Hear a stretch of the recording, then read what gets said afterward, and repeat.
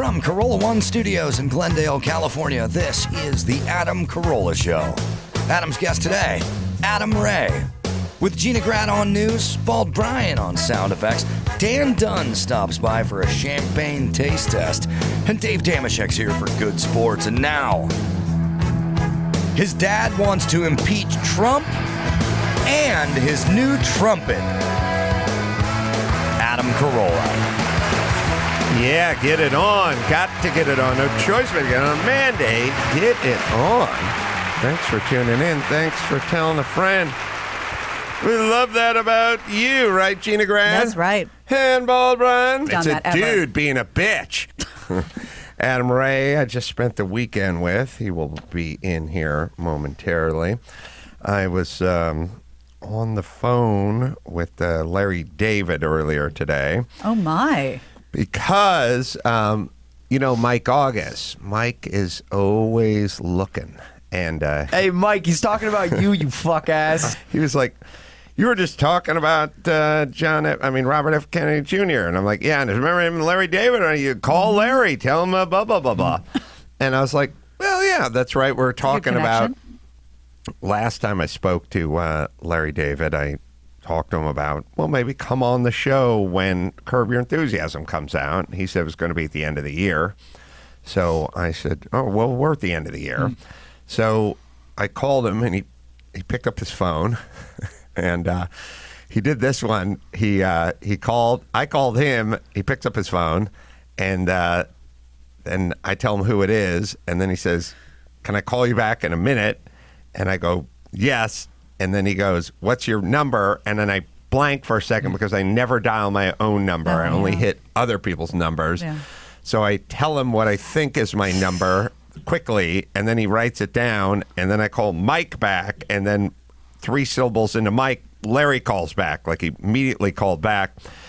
So I started talking to him about being on the podcast, and he was like, I don't know. And I was like, well, good enough for Jeff Garland and good enough for Cheryl Hines and then good enough for Kennedy. So you're saying you're better than them? I'll be sure to let them know. And we went back and forth. I had to kind of laugh, like, how's it work? And when's it air? Is it live? Do they film it? He just didn't know anything. But then he said something that was a little hard to argue with. Well, not hard to argue with, but it was an interesting point because, like, I think a lot of people are like, how long is it going to take, or what are we doing, or what are we talking about? I go, look, I went to Mel Brooks's office. I went to Albert Brooks's office. Just come to you. Eddie Brooks. Eddie Brooks. We just sit down and talk for 45 minutes, and it's no big deal. And then he goes, it's very Larry David of him. He goes, yeah, but then if I do yours, I'm going to have to do everybody's. I go, hey, Barack Obama did Mark Maron's. He didn't have to do everybody. That's how it works. Screw everybody. Yep. Do mine. He's like, all right. So he's like, who's Mark Maron? We had this moment where I knew, because he's Larry David, and you feel like you know his humor so much. He said, okay, Curb Your Enthusiasm is Sunday, the 19th of January. Why don't we do it of the week, going into that? I said, okay, I'll reach out to you, like before that, earlier in that week. We'll go get through the holidays, and then I'll reach out, and we'll touch base before that. And he said, okay. And then I said, I'll reach, you touch. And he said, okay, you reach and I'll touch, and we'll reach and then we'll touch. Oh my God. So you reach and then we'll touch together. And I'm like, but I need a good touch if I'm giving a reach. And it's like, you give a reach. You reach and I'll touch. And we started talking in a Larry David Seinfeld. It's Jerry and George. Very, very, yes, because you could see, like, it was a good reach. I didn't get a touch. Not so much with the touch. The reach was there. It wasn't so much of a reach. Yeah, the reach was there. The touch was not. So we started having a laugh about that. And hopefully we'll have that set up for the new year. Nice. As I was walking and talking, I passed a guy. I actually passed, there's guys dropping stuff off all throughout my neighborhood. It's kind of a I think it's kind of a rich man, poor man, which is boxes on a porch. Expensive neighborhood, stuff getting dropped off all the time. Bad neighborhood, people grabbing stuff all the time. But there was people, I guess they grab from good neighborhoods too, but there was guys just constantly circling around dropping stuff off. Then I ran into a FedEx guy and we took a picture. I was walking Phil, and then I ran into another guy who's a florist. And he's like, Ace Man! And he turns up the stereo and he's listening to our podcast, you know. Very nice. Always nice. And then he goes, let me pull out a card.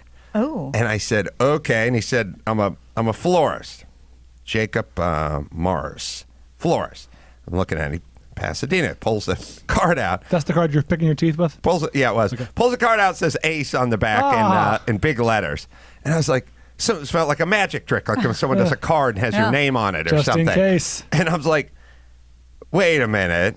When did you write Ace on the back of this card?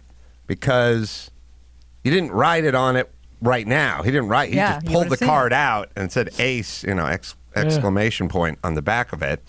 And I said, he said, I was listening to you. I was listening to a show a week or so ago. You're talking about everyone either doesn't have cards or has cards and doesn't have any on them. He said, that's not going to be me. I'm going to take some cards. I'm going to put your name on the back. And when I see you one day, I'm going to present it to you. And I was just funny, and weirdly, because I'm walking down a street that I'm always walking my dog down. There's a leaf blower. I'm talking to Larry David, and there's a guy going nuts with a leaf blower. So I make a right and start turning down the street. I never turn down just because I don't want to deal with the leaf blower and Larry David. And as I'm going up the street, I never walk on. This guy comes down in his van, whips the card out. It's got my name on it. He's like, hey, you said if you got cards, you should have them on you. And he's like, I had cards. I didn't have them on me, so I went and did it. Wow. Take a knee. Yeah, and I like... Sounds like you have a leaf blower to thank for this. Ooh, I never thought about it. Divine wind. That's right. Blowing you down the street. So I was thinking, all right, everyone, do that. Listen to stuff, and if you have cards and someone's complaining about not having them, go get them. But it's funny they wrote my name in That's big awesome. red letters on the back. All right, let's see. Yes. Unless I blocked it out because it was so traumatic for me for some reason. Did we talk about the rest of the trumpet story? No. Okay. The rest of the trumpet story is my dad was not satisfied with the $2,400 trumpet. The I bought discounted him. $2,400 trumpet. Well, yeah, I paid $1,200, but it was 20 discounted half. So he then, there's these weird numbers that jump in your head. Something like a trumpet. I get it all the time. Where like some commercial real estate guy goes, they've got to do a parking survey. The city has to do like a parking survey to see if they can blah, blah, blah, blah, blah. And you just have these numbers in your head like, oh, okay, well, it's going to be over $1,000, and then you go, 1,800, I guess that'd be okay. And then, sometimes you hear a number where the guy goes, $1,100 or something. You go, okay. And then sometimes, as they just did, they go, it's $9,200. And you go, Jesus fucking Christ, for a parking survey? Right. Like, oh, God damn it. Everything's one big pile of fucking paper in this fucking godforsaken city. But anyway, when you hear numbers like your old man dad wants a trumpet, I have these numbers in my head, like, $800, Yeah. Yeah. $900, like $450. $450. Yeah. Like I've never bought a trumpet. I've never priced a trumpet. It's not like I went to a place and it was on the menu. I didn't order a trumpet. I'm a viola man. Like It says MP. it's like he doesn't need stuff that's that nice. He's not worth it. I don't know. He's the opposite of whatever that hair commercial is. L'Oreal. You're worth it. He's not. worth it. And I sit there and I'm like. So, like, when he says, I go, yeah, I'll get you a trumpet. And I think, well, I bet you get a crappy trumpet for $185 and maybe you get a killer trumpet for $4,000. Right. I'll get him one for $475 or something. He wants a $3,000 trumpet, which seems like a lot of money for a trumpet. And how? Also, I don't know. Like, well, I am a firm believer in really... It's not really retribution or payback. Revenge. But I could have used a basketball hoop when I was 9. That would have set him back $41. that would have made my childhood markedly better. Or paid dividends. And I could have used a basketball, just in general. Yeah. Or Just a football ball. with some laces. I found one in the park where the laces had busted out and it was bulging. So it was sort of kind of weird and fat and bulgy. But I could have used a few of those items. He never bought any of those items because he didn't want to spend the money on those items. And listen, everybody, cry me a goddamn poor river with your poor. But basketball hoops aren't. It's not money, it's effort and interest. You know what I mean? Who's gonna put that hoop up there? Everybody can figure it out. I was poor my entire life. You could figure out ways to get stuff you need to get. Yeah, and the day of the penny saver, you could have found one for, it would have taken some effort, but you could have found one for $20. Yeah, or just buy the metal hoop and find a piece of plywood or something. You know what I mean? It's an effort related thing. It's not really. People do the we were poor, but they don't, and they talk about being poor and proud, but they don't talk about poor and lazy. My family's poor and lazy because everyone I've known has been poor most of their life, and they've been able to kind of do those things that you want. Maybe they go to Catalina for a weekend. It's a big deal for them, but they'll pull it off. Right. You know, they'll hop on a Southwest flight and go to the Bay Area or something. They'll get a something. Groupon. They'll have something. They'll go out to eat. I've done this. road trip. This is not that. My dad's super cheap, and he just didn't want to spend any money on anybody. So I busted my one one of my good trophies was a little cup, and I was using it as a kicking tee for that football that didn't have the laces in it, and I just snapped it in half when I kicked it. But I could have used a football and a kicking tee and a ball and a whatever. You had to use the one thing that somebody else told you were good at and had to destroy it in order to get better at football. Yeah, at least it was a deserve this. football on football crime. So now we got to take the other trumpet back, and then we got to figure out the $3,000 trumpet. I'm mixed. I'm still thinking about it. I don't know. Before you throw that baby out with the bathwater, is there a way to get him with an expert to show him how to use the goddamn thing? Because remember, he's like, oh, this thing doesn't work the way I want it to, or it just sounds like my old one. Or there's some, like, it might be too much trumpet for him, you know what I'm saying? Oh. I can't. Called him out, Brian. Obviously it is. It's a high-end trumpet that he can't get to work right. No, this one's better. The one he wants is better. Oh, he wants I thought for some reason he wanted the one step down. He wants the one step up. He wants the $3,000 trumpet, not the $2,400 and trumpet. what's to be done with the 24? Didn't you inscribe it? No, it had a ornamental sort of, the scribing on it, like a bugle wood or something. As I glanced at it, I took out the to case. my precious father. No, Okay. no. Chris is saying we're able to take that one back. Yeah, they're graciously letting us return. No good deed goes unpunished, Chris. No. The other thing I've learned from this and from interactions with other family members, which is interesting, they're kind of interested in the calorie burn part. They like you to burn calories. sure. And part of it is proving it is sort of burning the calories. I've had a lot of discussions. I've had interactions with my sister, my mom's like, where I'm doing things, and they're like, could you burn some more calories for me? Sure. Like, they don't want Tori Amos's old flowers. yeah, that was my girlfriend. But yeah, my sister was, she wanted tickets to the weenie roast or something to like auction away for her school, and I was like, yeah, I could set you up with those. I got to pay for them, but I'll set you up for them. And she's like, okay, well, the auction's like this weekend. Can you get them? And I was like, they haven't printed them yet. And she's like, Gonna need you to print some up. Yeah, I'm going to take care of that. That's a kick in the, that's a knee in the groin. And I was like, we'll just make some sort of, you make up like a certificate, good for, it's a little private school, and then I'll deliver the tickets. Yeah. And she's like, do you think you could talk to the program director about like some sort of authenticity certificate? And you talk to the printing press? That's by the way, this is me at my best. I go, I could, but I'm not, because I'm already doing enough. Now you could do this. And she's like, I don't see why. And then I was like, okay, guess what? Here's now the deal. The tickets are $54. 20 seconds ago, I was going to buy both those tickets. Now you're buying one, and I'm buying the other. You want to keep going? You're the principal in a breakfast club. Yeah, that's right. How many Saturdays? We can keep going down this road if you want to keep going down this road, because you're shooting for 2 now. I got you for the rest of your natural born days, right. Bender. That's right. No. Yes. I've So I've figured out that like between trumpets or ride, arranging Uber rides or something for my dad, they are willing to use up as much of your time as humanly possible. It's kind of part of the dance. Yeah.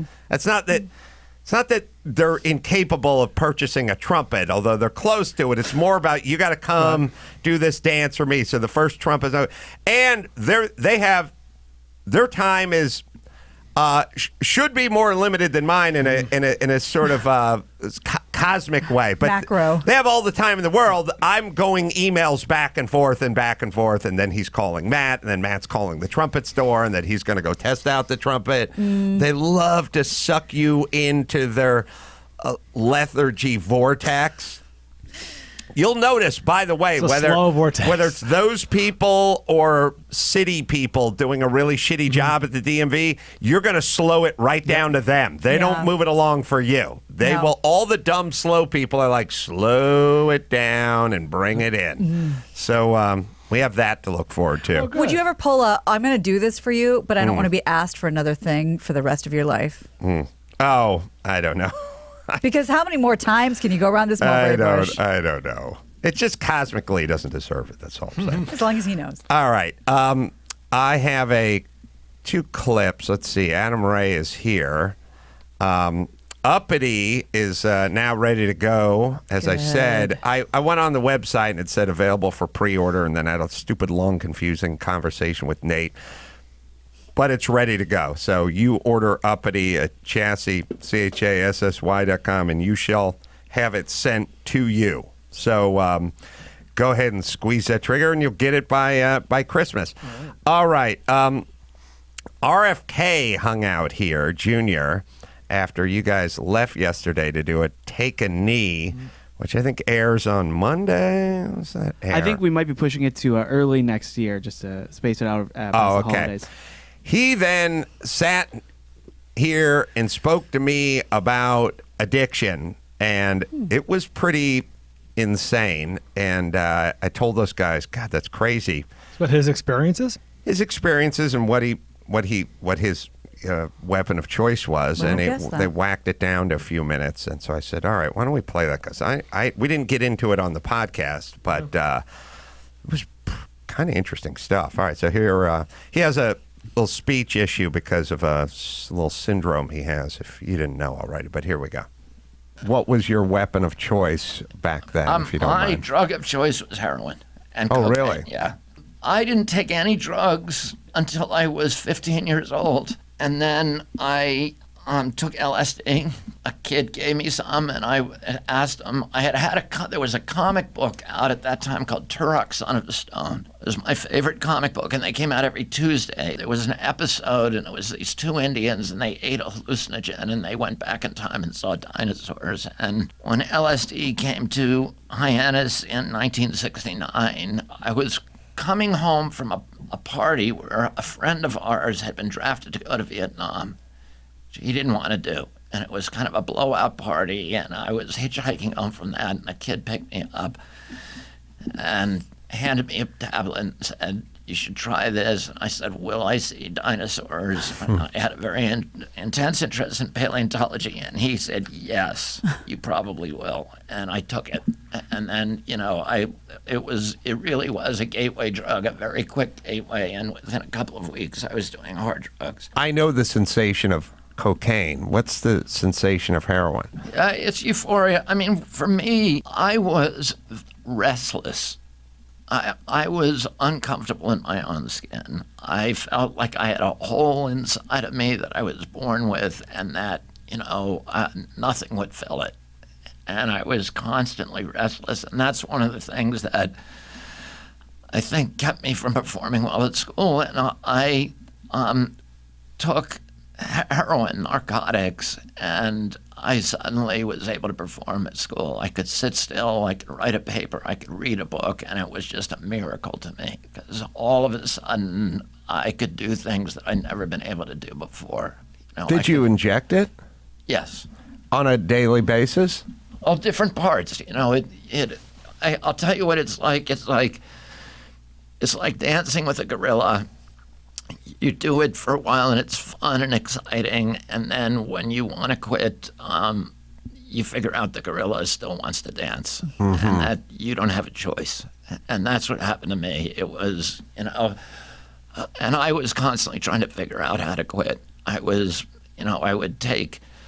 I felt like I was living against conscience. I felt like I was taking drugs without my own permission. And that I had iron willpower in other parts of my life. I gave up candy when I was 12 for Lent, and I didn't eat it again until I was in college. I gave up the following year desserts, and I didn't eat a dessert again until I was a freshman in college, and I was playing rugby and other sports, and I was trying to gain weight.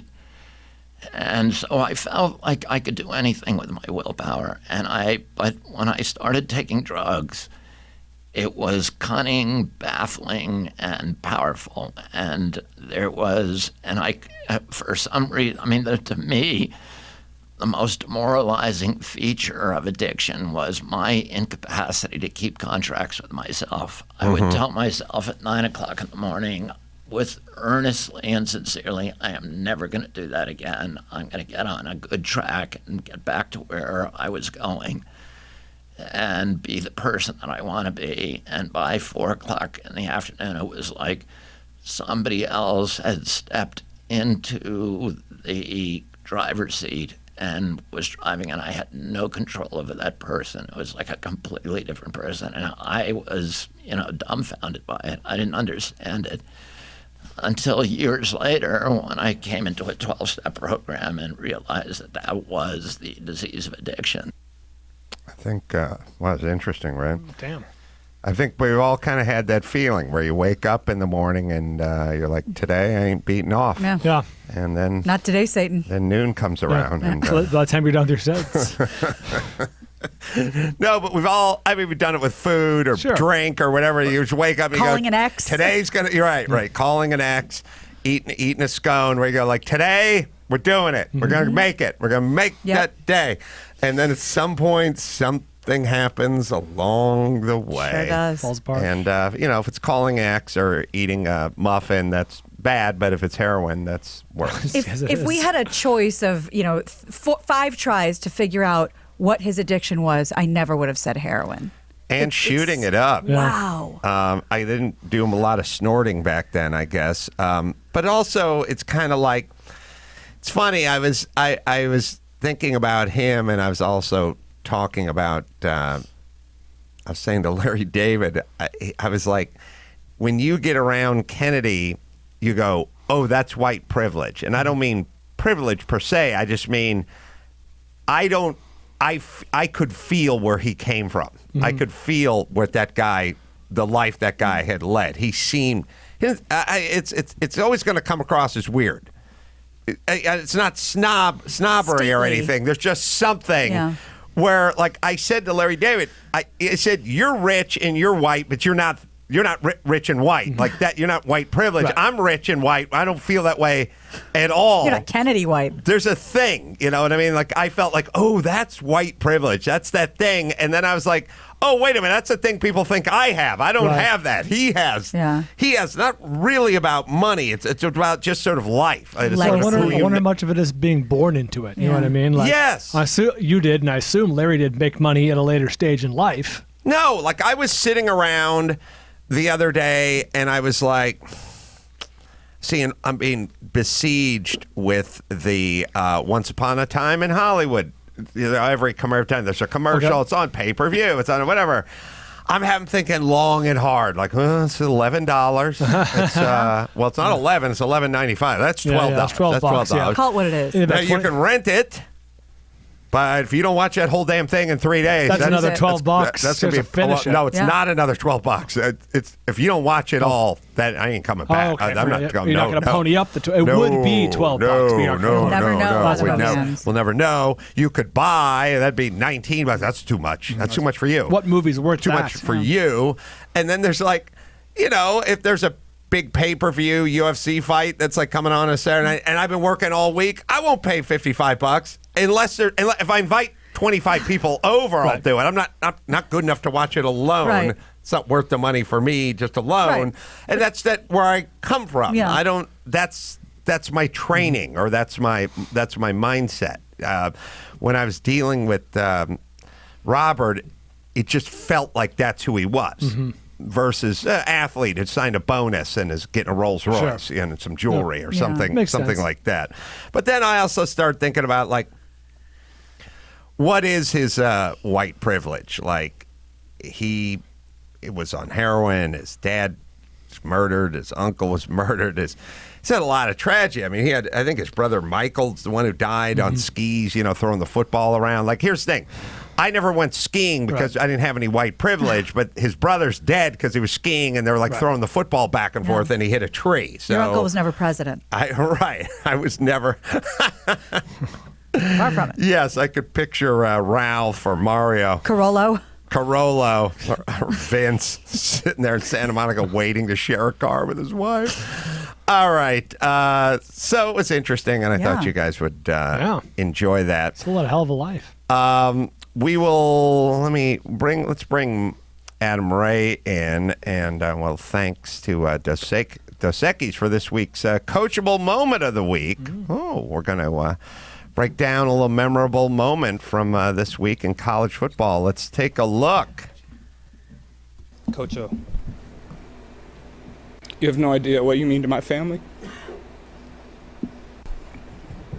It's Pete I didn't Burrow's play for 3 Heisman years. Trophy speech. You took a chance on me, not knowing if I could play or not. Can you imagine a guy like Coach O giving me the keys to his football program? He just means so much to me and my family. Oh, these guys get so young when they take their uniforms off, too, don't they? Sweet. Thanks again to Dos Equis for scientifically proven taste to taste like victory. Adam Ray here. Yo, yay. We love Adam Ray. By the way, you got to cry when you're thinking your coach. Has do. there ever been a player that's talked about a coach that's meant something to him and hasn't sobbed? Sandusky. Yeah, you I gotta think cry. there's a Sandusky. It's real. Touche. Yeah. I just walked into that. Well, there could I still walked be into some that tears. shower. There were some tears. That was a sweet moment. Adam Ray Good to see just you. saw over the weekend with George, his stepdad. You gave him a shout out on his stage mom. and made his fucking year. He was just like, his bow tie did a little quick Spun around. Twirl. yeah. I've got to say, I am, as somebody who has parents that were sort of fair to middling on me existing. Yeah. The step parents that kick it up a notch. Oh, yeah. God bless them. Yeah. Like, because that is.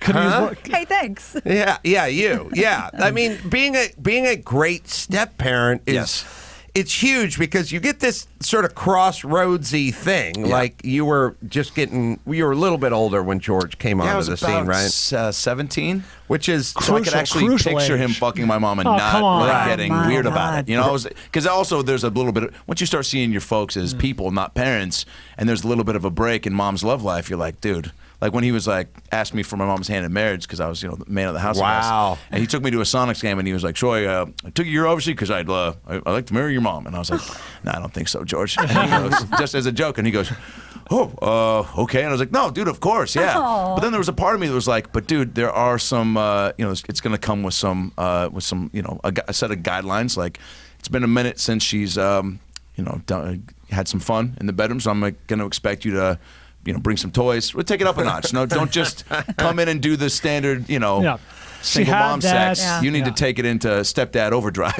which is what they're playing the El Rey on Saturday. They're good. They're good. My parents didn't go from parents to people. They went from parents to dependents. They didn't really have the people phase. Yeah. I wish there was that middle. I did like how you said in the show, you go, George is a solid stepdad name. You're like, because you wouldn't trust Dylan. And That's then we a were like, stepdad name. Yeah. Dylan's stealing out of your piggy bank. George is buying you a laptop. That's which he right. did, and I appreciate. Yeah, so look, there should be Step Parent Day because Yes. these people step up and they come in, and by the way, man, you can make or you can break. Most of them I guess the average age. How about you leave the joking to Adam? Of the kid, when the kid steps in, it's probably 11 or 9 or 7.5 or something. When you're 7, little boy, especially little girl, and stepdad comes rolling in, you can fucking terrorize that kid and ruin that kid's world, or you can kick it up a notch. Yeah. Well, I inherited stepmom at 8. Oh, and okay. Stepdad didn't come in until later. And, stepmom, she came in, though, with a lot of kookiness, a lot of fun catchphrases like, hey, have you seen my cigarettes? Right. Or one of my personal favorites was, do you mind going to buy me some cigarettes? But, that's weirder, you're right, at a younger age to even just get, because then you're like, but I was also like, oh, I still get 2 houses? Like, right. What's the true negative side of this? Now, George is, he's a 9.5. How'd you do in the stepmom department? Look, dude, we just say her name twice. Shelly, she's Shelly. Dad could have cheated up, but I think she's fine. Now in the later part of the life, you just kind of put all that bullshit aside. But I actually had a much more blessing and a curse, such a glass half full smile, let's make the best of everything. And my sister, I think, was a little more aware of the dark sides that she brought to the table. But fine, a loving lady. I've always said that a good mom.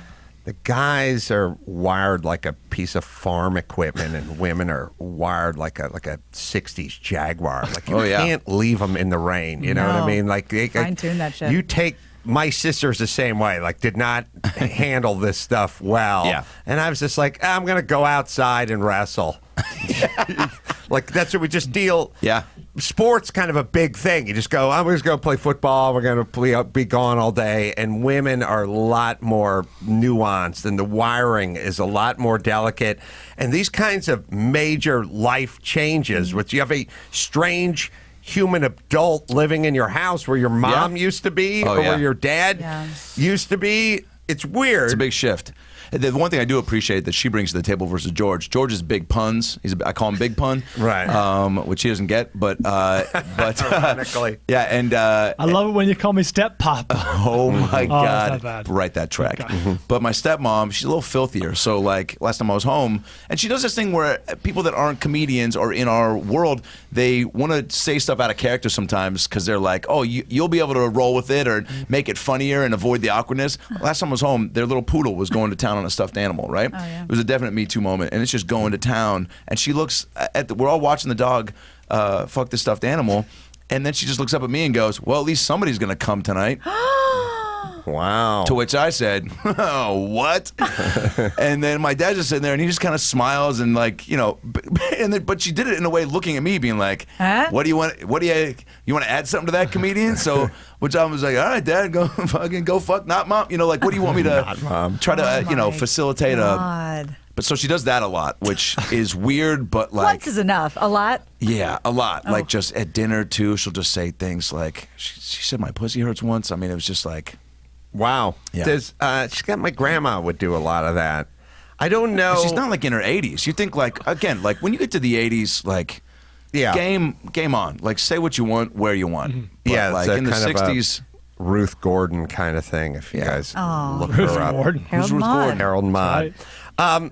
Well, I thought you were going to pull the picture of my wonder. So I wonder if. What do you think about this? I feel like some people, and I've known these people. I think my grandma's a little this way.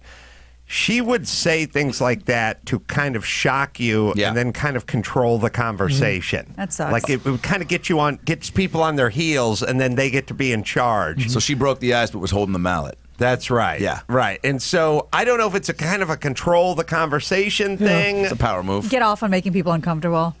Yeah, it's those people who go, we've gotten into this before, but it always kind of drives me nuts. They go, it could be anyone, but they'll go, hey, before you leave today, come by the office. We need to talk. Oh, yeah. And then you go like, oh, what is it? And then at some point at the end of the day, after wringing your hands all day, you walk in, you go, what's up? And they go, I really like your socks. And then you leave. And it's like, why did you do that to me? And then you think, anxiety. Wait a minute, I think you know what you're doing when you do that. Sucks. We need to. whatever person. We have a clip, and I should say that Adam Ray has a new album out. Yeah. Songs for the People. It's available now on Apple Music and Amazon and digital platforms. And also stand-up coming up, D.C., and in December 27th through the 29th and New Year's Eve. Adam's working it, man. Yeah, this album is 13 original songs, one that was debuted on this show. I was doing a bunch of like solo songs, and people kept asking me like, yo, where can I get those? And I was like, I don't know. So then I wrote some more and filled out a whole album. Johnny Resnick from the Goo Goo Dolls sings on one of them. There's 5 sketches. Like those old Sandler albums? Of course. I was really big on those. Mm-hmm. And nobody does like comedy albums with sketches anymore, and so 13 songs, 5 sketches. Frank Caliendo's does a John Gruden speaking at a DARE graduation.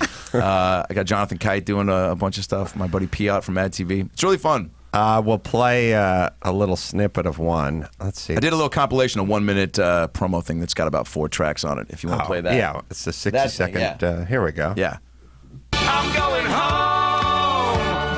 home for the holidays. Woo, it's gonna be weird. Yeah. I can see past the gonorrhea if you can. We can live on the beach in my van. The point I'm trying to make is that if someone steals your birthday cake, call your Uncle Adam, 'cause he'll beat up another kid for you. He came to school the next day and told us about all the movies he saw, what they smell like and what kind of brush he wore. It's gonna be the night that we dreamed of.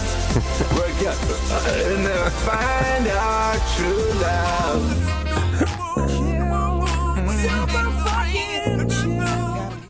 Nice. Adam Ray, everybody.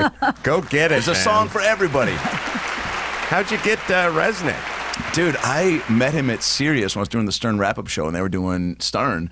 And, been a fan for a long time. I think I definitely got a hand job to Iris at some point. Who hasn't? And I went up to him, was like, big fan. And then they were about to come out with a new album. And so got their manager's info and was like, oh, we got this podcast. And not thinking anything of it, they came out the next week, did it, and then had a blast. And then every time they came to L.A., we were like the only, you guys too, they'd come out and they were like, we just want to do fun shows with comedy people that are going to help us plug our shit but have a good time. And then I went to a few shows and it was throwing a Hail Mary. I gotten comfy enough with him to be like, this isn't a completely outrageous request. And he was all about it. And then he even like sent that and then was like, because I wanted to write something and put him in a song where he could do some really belty Goo Goo Doll notes, where he was really, and he was even like, is that fine? Do you want me to send another version? I was like, I think you nailed it. Like, I'm not going to give Johnny Resnick notes. It strikes me that as it was, talking to Larry David earlier and, Leno do anything, there's a handful of guys out there, they're more your David Letterman types, who won't do anything ever for anybody. Yeah. And they kind of ruin it for everybody else because what you do is you go, well, I'm not going to ask Alec Baldwin to do blah, blah, blah, or I'm not going to call Larry David or whatever, but it's or Jay Leno or whoever. Do that. Because you're like, well, it's the same as Letterman. Letterman won't do anything for anybody at any time. But as it really turns out, the majority of those guys are pretty cool, schedule permitting. Sure. To like go, okay, sure, yeah, Totally. why not? I'll put a call in or whatever. You reach out to them, Yeah. and next thing you know, you're on the phone with them, and the next thing you know, like. I wasn't on the Comedy Central roast, and Mike Oz like, "Let's tell Baldwin you want to be on the dais." I was like, "I don't want to bug him," and and I go, "Oh, okay." But just hit him up. And I was like, "Could you?" And he's like, "Yeah, I'll take care of that." Awesome. And most of the time, it works that way. There's a 1,000%. couple of people that kind of ruin it for you wanting to reach out, but Yes. most celebrities will do things, and I did ask Cher to do a forward on the album, and she said no. I think she said no. She was may have pretty said wind no. up, but pretty wound. Pretty Yeah, wind up. It was about 9 a.m. I think she'd wind two up. bottles Like of ginned up. Pinot deep, Sorry. yeah, and ginned up. Yeah, I think if you think in terms of like Barbara Streisand or David Letterman, you go, okay, I'm not going to ask Don't bother. anyone to do Yeah. anything. What's the But point? most people Keep it realistic. Most people are pretty cool. He just had to work around a tour rehearsal schedule, and it was like I was like, "Can you do it by Wednesday?" Because I had to get everything in, and they were like, "We can't." And then I got it extended, so then they could do it. And you just got to ask. You don't ask, you don't get. Rich, 62. Oh, yeah, hi. Hi, from Hey, gang. upstate New York. What's going on? That's right. One vintage car owner, two. Well, you own dozens. I had a couple of questions. East Coast versus West Coast terminology. I'm going to guess your vintage car. Okay. It's a great game. All right, let's see. Yeah, Weirdest carnival barker ever.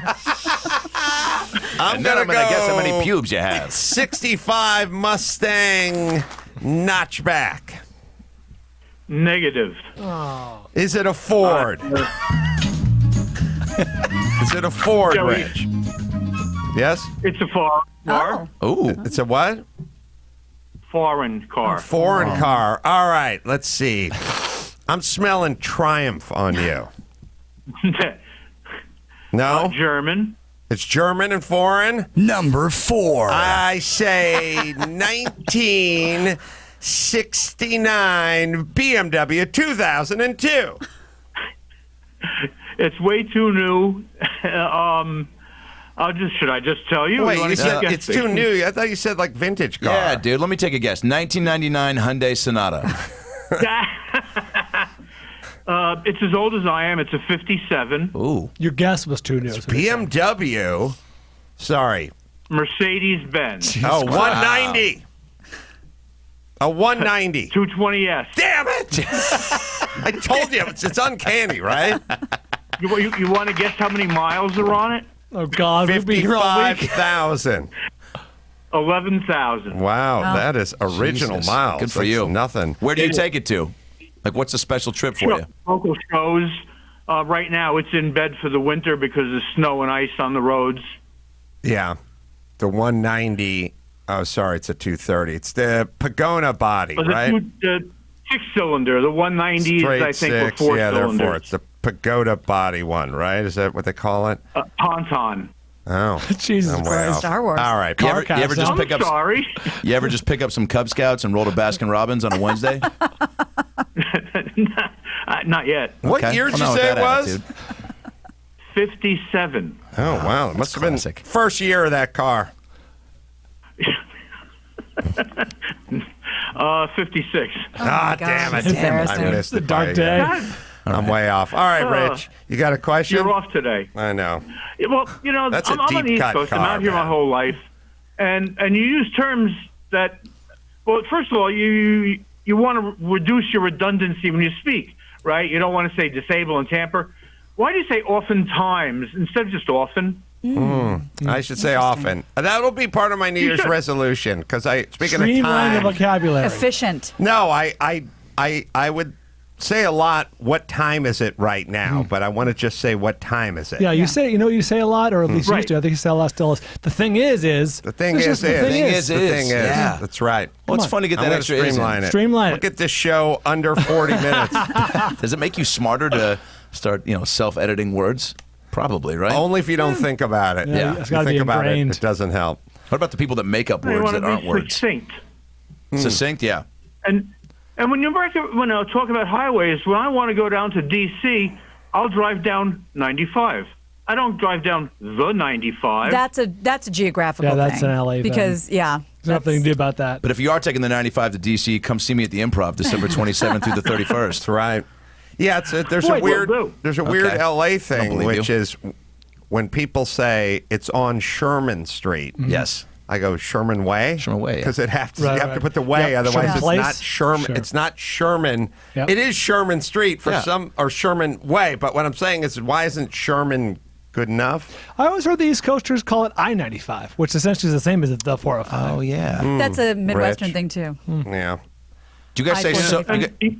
Do you guys say there soda are a or couple pop? of other things I don't understand. All right, let's hear. Peachy folders. What in God's name is a peachy folder? Pass your time. You're the right age, Rich. Those are those like orange, kind of fleshy colored cardboard You folders. mean like vanilla? No, No. not vanilla. No. Kind of manila, but not vanilla. But you would Yeah, slide the no. papers in, and they had the athletic stuff, and people would deface them. Yeah, there they are. There's little pockets built in. A little pocket built into That's it. sort of vintage. I So think what's we your, had some other name. I don't remember what they were called, but peachy I'd never heard.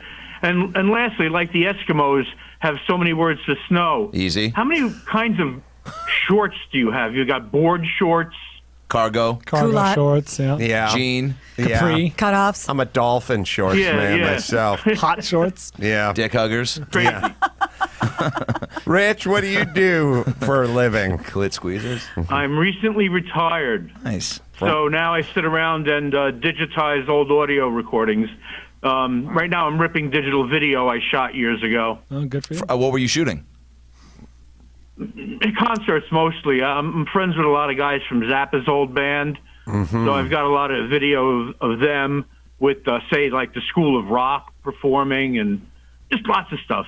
Is it? Are they? In fact, I'll be out there next January for a Zappa show. The alumni are playing at the Baked Potato. Were they the Love that mothers? The mothers of invention? Was that them? Was that they're called the mothers? The earlier band was the Mothers. This is post Mothers. Okay, so yes. At one point, yes, he had a band called I Mothers Invention. I don't like when people have to make their own answer. You can affirm my answer and then give me the answer. Well, to be fair, you were on kind of a losing streak with I this was. guy. I was Yeah, on it's a true. bad roll. Yes. No, I'm right up there with the people where they say their name and then you go, oh, I'm sorry, is it David? And they go, David. You're like, The thing I just just say said? yes. So just say you yes. also would have 'cause- accepted yes. Right. Yeah. I would have Yeah. accepted yes. If I said, was their band the Mothers, then you can say yes. You don't have to stop and go, well, yes, that was one of Because then the the. name again implies a correction. Right. Rich, call anytime, buddy. Yeah. I may have been right on. Or more call than- Adam Ray anytime. Please. That's I'll yeah, pick up. that Mercedes two-seater he's talking about is a deep cut. Is it? Mobile? How yeah. many of those are there floating around? It's just you don't. The car guys of a certain age, just that ain't their weapon of choice. Well, you never talk about Mercedes, in terms of. I don't know that much about him, but I know what his is. But I should have. But it doesn't seem like that's your thing. It's a low percentage car for a car guy. You start with the Mopar. You start with Mustangs. You work your way to Mopar. At some point, you get to Porsche. He didn't have the right dialect for a Ferrari. It's a little different.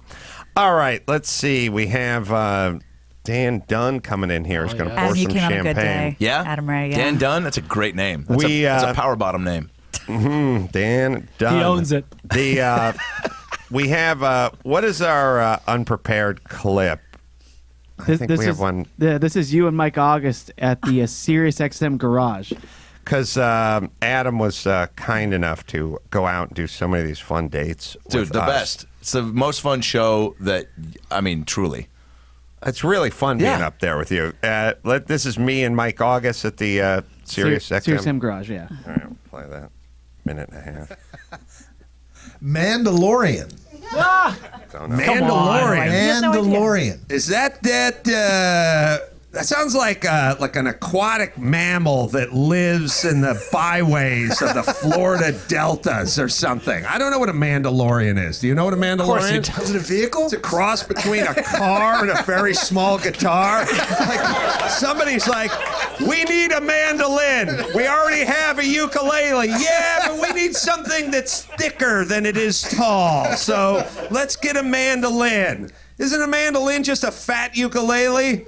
I don't know. What's a Mandalorian? Who wrote that one? Volunteer it. Shout it out. Oh, it's a Star Wars nerding. I love it. I love it when 53-year-old guys are devastated. Did you see the latest Aquastar, man? Hey, buddy, your prostate's gonna explode. You have teenage kids. You filed for bankruptcy. Let's prioritize here. Yeah, but our Aquastar, man, Spider guy, man, that was a super disappointment. I mean, I read every 4-page book on that, and it was wildly disappointing. And he fought Sewage Snake, and that guy was a super fake-o. It was all so fake. So this is something from Star Wars. Do you guys know what it is? Oh, Disney Plus. Is there a Disney minus? I feel like we got too much. Like I need to back off the Disney a little. Could I subscribe? Hey, you want to subscribe for Disney minus? Yeah, they pay you $9 a month not to watch. Oh, okay. I'm gonna sign the family up for that. I would like to get Disney minus. It's not a bad idea. That has been a blessing for our household. There is too much on that app. There's so much out there. And there's some stuff they don't even have. I clicked on like Angels of the Outfield. It was like coming May 2022. Really? It's like That's they weird. are putting up everything, but they don't have the rights, I guess, yet to. You shouldn't have to wait for Angels in the Outfield. No, Certain never. things are streaming like on other properties. They have contracts. They have with Airbud 1 through 5, but There you 7 go. through 12, or coming soon. Tony Danza's in Angels in the Outfield. Oh yeah, and look, the thing about if you're gonna put Angels in the Outfield, look, you can get all the Who's the Boss episodes on YouTube. You know, All right. You can get some of them on RedTube. Oh, really? Oh yeah. Wow. There's look. Some people get offended when your sitcom gets turned into a porn parody. I'm the opposite. I'm like, what took you so long? Two Girls, One Cup was actually inspired by an episode of Who's the Boss. Two Girls, One Cup? Oh yeah, Jonathan. There was an episode where he was trying to become a magician, right? So he always was like, hey, I got these 2 cups, but he couldn't decide if he wanted 1 or 2 girls to be his magician helper, right? So he'd always be like, I think I'm gonna have 1 girl, then 2 girls, but I got 1 cup, 2 cups. And so, obviously you can't gauge how many perverts are watching your show, but Right. apparently there were a couple out there who thought, well, that's a good title for some sort of scat, video. Oddly enough, they wrote a pilot script for Two Girls, One Cup, the sitcom, to partner with Who's the Boss on the ABC lineup. Did not know that. Oh yeah, it was going to star Marshall Warfield Marshall and Warfield. Delta Burke. Night Court. And, Court, oh yeah. yeah, it was a couple Night Court cast members. Are you still in touch with Alyssa Milano? Because she's pretty woke. She seems kind of She's angry very these days. No, she's but who isn't? It's just. Yeah. Yeah, I mean it's a weird time. The Verizon guy with the Sprint, I still have not received my Matt Lauer dildo in the mail. But I mean the Verizon guy going to Sprint. Like everyone's changing. Everyone's up. changing right, up. Right. It's a lot of flip flopping. She just won. We do a list of women in 2019 most disgusted to have sex with me. She was number 1. Oh wow! So when she took the crown. Yeah, Good she for took the her. crown. Yeah. Does she know that? Unclear. I'm going to go with no. Would you let her know? Yeah. I'll I mean, shoot her. she senses it. We're friends on Venmo. Oh, you are? Yeah. You guys have a review? Do you have a reunion or anything like Every that? now and then I rent out. You ever been to the Cheesecake Factory at the Grove? Yeah. Upstairs. No, there's a downstairs. I rent the downstairs out. I do the from- downstairs. from about Let's- 4 to 4:45. It's expensive, It's just I am not, my show's not on there anymore. But I rent it out. Alyssa comes. You rent out the downstairs. I invite hostess Alyssa podium. and all the guest stars who are on Who's the Boss. The cast. The cast is upstairs. anyone who had an arc, huh? Sure, anyone. Alan Arkin, Any Richard Arkin. Kind. Oh, all of them. All of them, yeah. Wow, Tony, you're a philanthropist. I haven't seen Tony out in a while. No. I feel like he was pretty ubiquitous for a while. He's laying low. Got a weird Christmas gift at a white elephant party the other day. A fleshlight. Oh, really? And I know you're like, did you say flashlight, Tony? No. I wish I did. Right. No, I wish I was going on a camping trip. Yeah. Instead, I'm going to figure out how to, come up with more cum, Yeah. But the thing about the fleshlight is, it's, you don't get to pick how big the hole is, Yeah. Oh, true. right. Is that a Oh, problem? They don't come with different grommets. Different sizes. No, it's you just get you're reaching. It's white elephant. So what you get, somebody got a slinky. Somebody got a what is it? What's those things that you put the toast? Someone got a toaster. Oh yeah, they and put toast in them. Right. Yeah, and then, Bread and it comes out I toasted. almost forgot what that was for a second. Yeah. But then there's a fleshlight. If you're really feeling horny, you can put your bread. You can mix it up. You can put your dick in the toaster, put your bread in the fleshlight. Tony, let me ask you a couple of dick-related questions. Always. I feel like I've seen a couple ads on porn sites and stuff where there's a lot of devices now. Sure. I mean, this thing looks like a paint can shaker with a sleeve in it. There's a lot of stuff going on. I have not seen that, but direct me to the link. I'll do it off the air. I gotta say, Your problem is the advertising on the porn sites? no, I got a couple thoughts. Sure. I got a couple answers. One of the things is something I've been just kind of weaving into my stand-up act, which is you ever hop on those porn sites and it says tired of beating off, and my answer is your timing couldn't be worse. Yeah.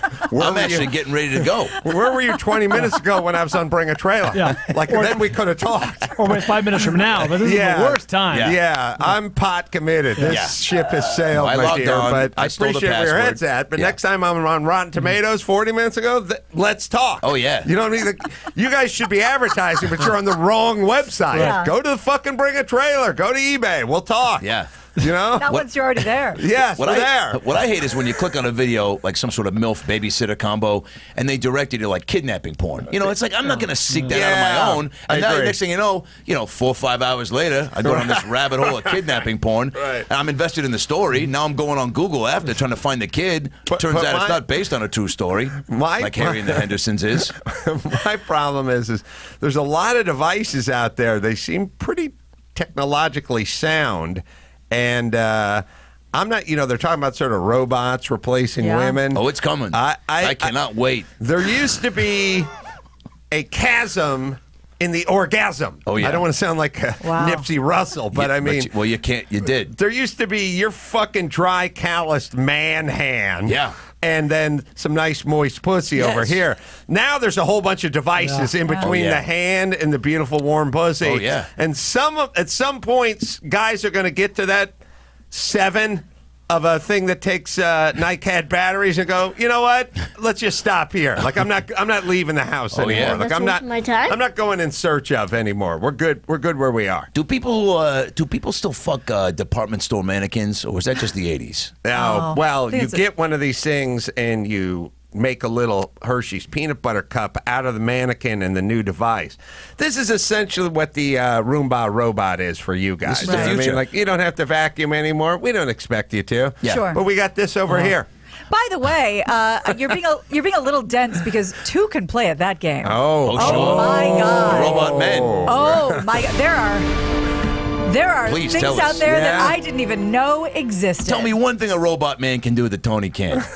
Well, that's tough because I know, Tony, you are quite the Lothario with the ladies. So well, I do the elliptical bike for 45 now, hold on. minutes. I've been to the Army surplus store. I've seen the generic white wand with the woman alleviating her shoulder pain by putting it on her shoulder. Yeah. You're telling me that can move around the body? I'm telling you that you don't have to get that creative to be replaceable. God Christy damn it. just got herself a Theragun.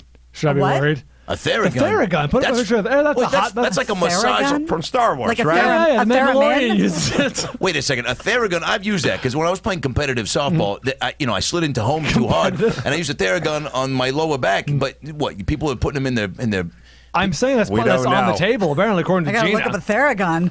Look, if Yeah, you that's want like a to. hot- Do you play 50s alien music with Oh, it? stop it. Look, I said this before, and I'll say it Oh again. Theragun. my God! We're looking at Brian, That's pack your going bags. between the crotch, right? If you want to, you can put anything inside you. And I said that, in the warm up of the final episode of Who's the Butt. Sometimes they ask Adam to come out and do a little, fanfare, like, Tony, you're the star of the show. Come out, do a speech, do a song and dance. You know what that's like. Yeah, do no, you dance?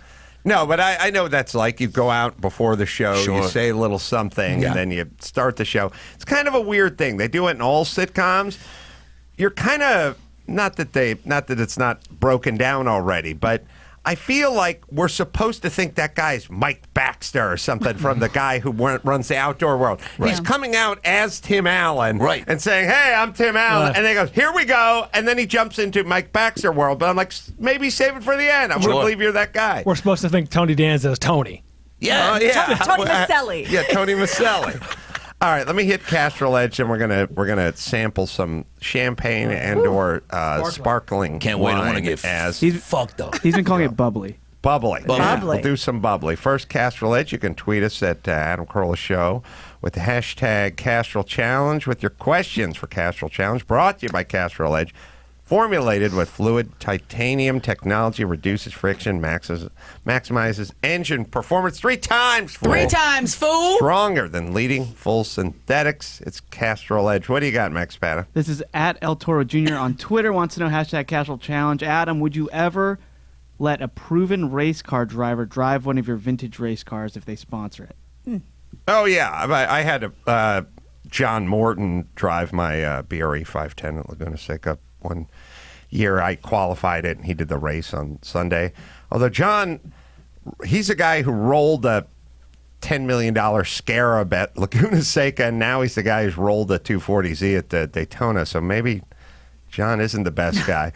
John is also the guy who, if you watch Shelby American, the doc, he's a young kid working with Shelby in Venice, like back in the day, and now he's older and crashing vintage race cars. But yes, John has driven my race cars before. You're not too precious about it.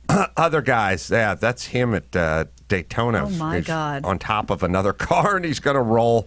He's going to roll his Z car. He did it just a few weeks ago. He's not a young dude anymore.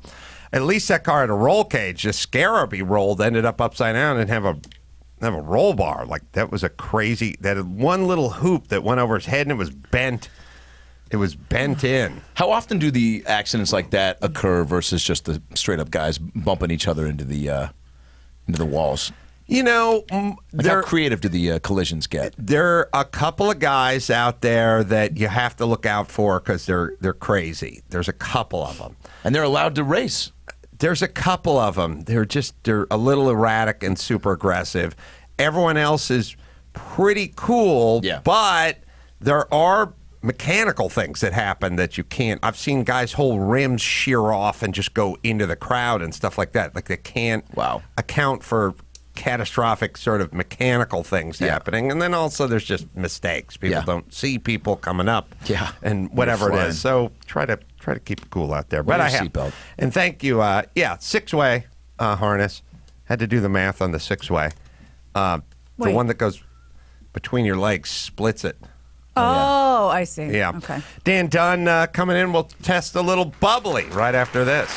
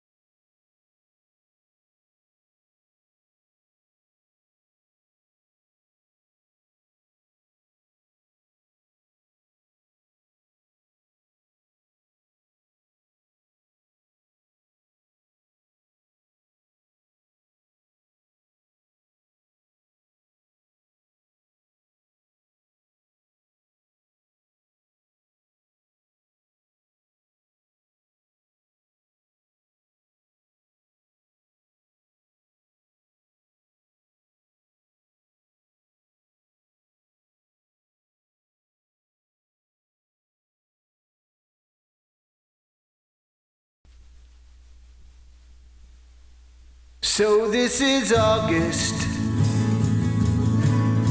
the stoned pelican hit the buffet before him, or he'll leave you with none.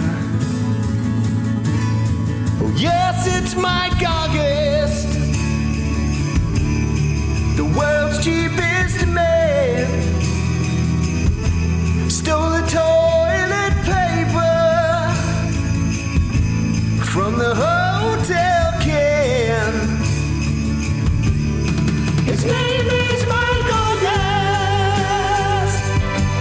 He's the world's cheapest fuck. He'd sell his own grandma for a couple of bucks. His name is Mike August. Stole his brother-in-law's shoes. Such a penny pincher. People think he's a Jew. Merry Christmas, Mike August. To the song is about. He'd be pissed if he heard it, but he's too tuned out. Dan Dunn in studio, Adam Ray hanging out. I want to say quickly about Mike August and food. I have said this many times. We need some sort of executive order, legislation, or something. Mike August ordered at Oxnard Levity Live backstage. He ordered a club sandwich. Yes. And what showed up was a chicken burger. Because their club sandwich is not your club sandwich. It is not the club sandwich everyone knows is a club sandwich. It's a comedy club sandwich. It is. He ordered. I said it's on you, Mike, but it's on the person taking the order because it is a bun. It's a hamburger bun with a piece of chicken in the middle of it, and then it's a chicken sandwich. And so when you order a club sandwich, you must say, as the person who's taking the order, I hope you don't want a club sandwich because I'm bringing back a chicken burger. There's no toast, there's no turkey. It's toast, it's 3 layers, it's thirds, it's got the cellophane and the toothpick. This horse is so fucking far out of the barn, we can't get it back anymore. We have names for things for a reason. Yeah. And now that I've done this with club sandwiches too. And by the way, when you picture a club sandwich, that's all you want. Like, that's going to hit the spot. Yeah. I love it. And he got a sandwich, Chris. It was a chicken sandwich. Yeah, it was a brioche bun, grilled chicken breast. I think there's like some bacon on it. It's a chicken sandwich. It sounds like a delightful chicken sandwich, but it's not fine. a club But when you're sandwich. taking the order, please say you're not going to get what you're picturing in your head because you're picturing that club sandwich. All right, Dan Dunn is here. The best of this shit they don't give. I was at a bar the other day, and they had it said a Philly cheese, one word, steak sandwich on the menu. Nobody from Philly would ever call it a Philly cheesesteak. It's a cheesesteak, right? Right. So I say to the waitress, I said, this is offending me on a lot of levels. And she just looked at me for a second. Do you want it? Yeah. By the way, I don't give a fuck. The shit I give about you. No, really bad. But they're ruining it. Dan, I'm thinking about trying something, which is letting us guess the price of these things when we're done. Now, I know you're going to talk about regions, and this is a sparkling wine, not a champagne or whatever it is. There may be clues. I don't want to inhibit you. Say what you want to say. I like this. But we'll guess at the end. I like that. How many offerings do you have? Because we played a game last time. I don't remember what it was because we were drinking, but there was a game we invented at the end of the whiskey segment. Do you remember this? Tummy sticks, I think. That was what it was, yes. I brought 4. But that was for off the air, Dan. Yeah, dude. Come on, dude. Stick to the script, Dan. I brought 4 bottles with me. Okay. 4 bottles of bubbly. So as you mentioned, all champagne is sparkling wine, but not all sparkling wine is champagne. Unless it's from Champagne. It's got to be made in the Champagne region of France. There's a lot of sparkling wine being made all over the world, especially here in California. People that would argue that some of the sparkling wine that's being made in California is as good as what you're going to get over there in Champagne. Well, we're in a new world order where there's great beef coming out of Japan and great whiskey coming out of Japan and great sparkling water coming out of California or World's whatever. open, Sparkling wine. Great fleshlights coming out of Milwaukee. That's right. Yeah. Dishwasher safe, but what? I've been burned. Hear me out. Pull your dick out first. Because they don't say that. You know what I mean? Put it on They the package. Right. They go dishwasher safe. Right. And I'm like, all right, here we go. And no. You have to pull your dick out. Only once. That's right. How many flavors are there? How many flavors of champagne? Yeah. What do you mean? I don't know. That question sounded good in my that wasn't a good question. Just sit back and enjoy the ride. Who brought the curveball guy here? Can I ask this about Curveball, that's my new nickname. dishwasher safe with like any device? You know what I mean? Like a fleshlight.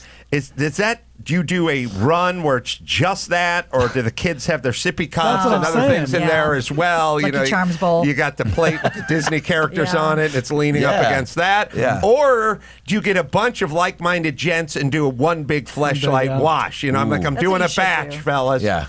Write your name on yours. That's right. That's right. All right, sorry, calls Dan. for a Go ahead. drink here. Here Go we go. ahead.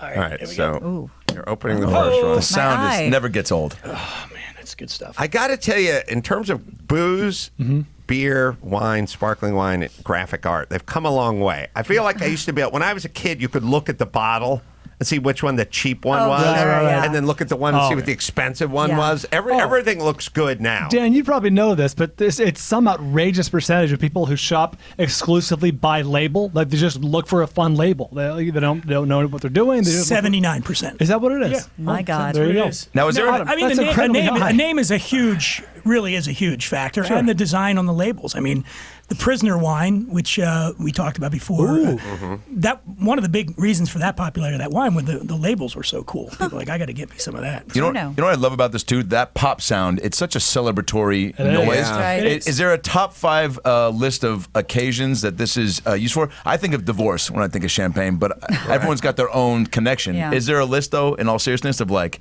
the best times or the most popular times to indulge?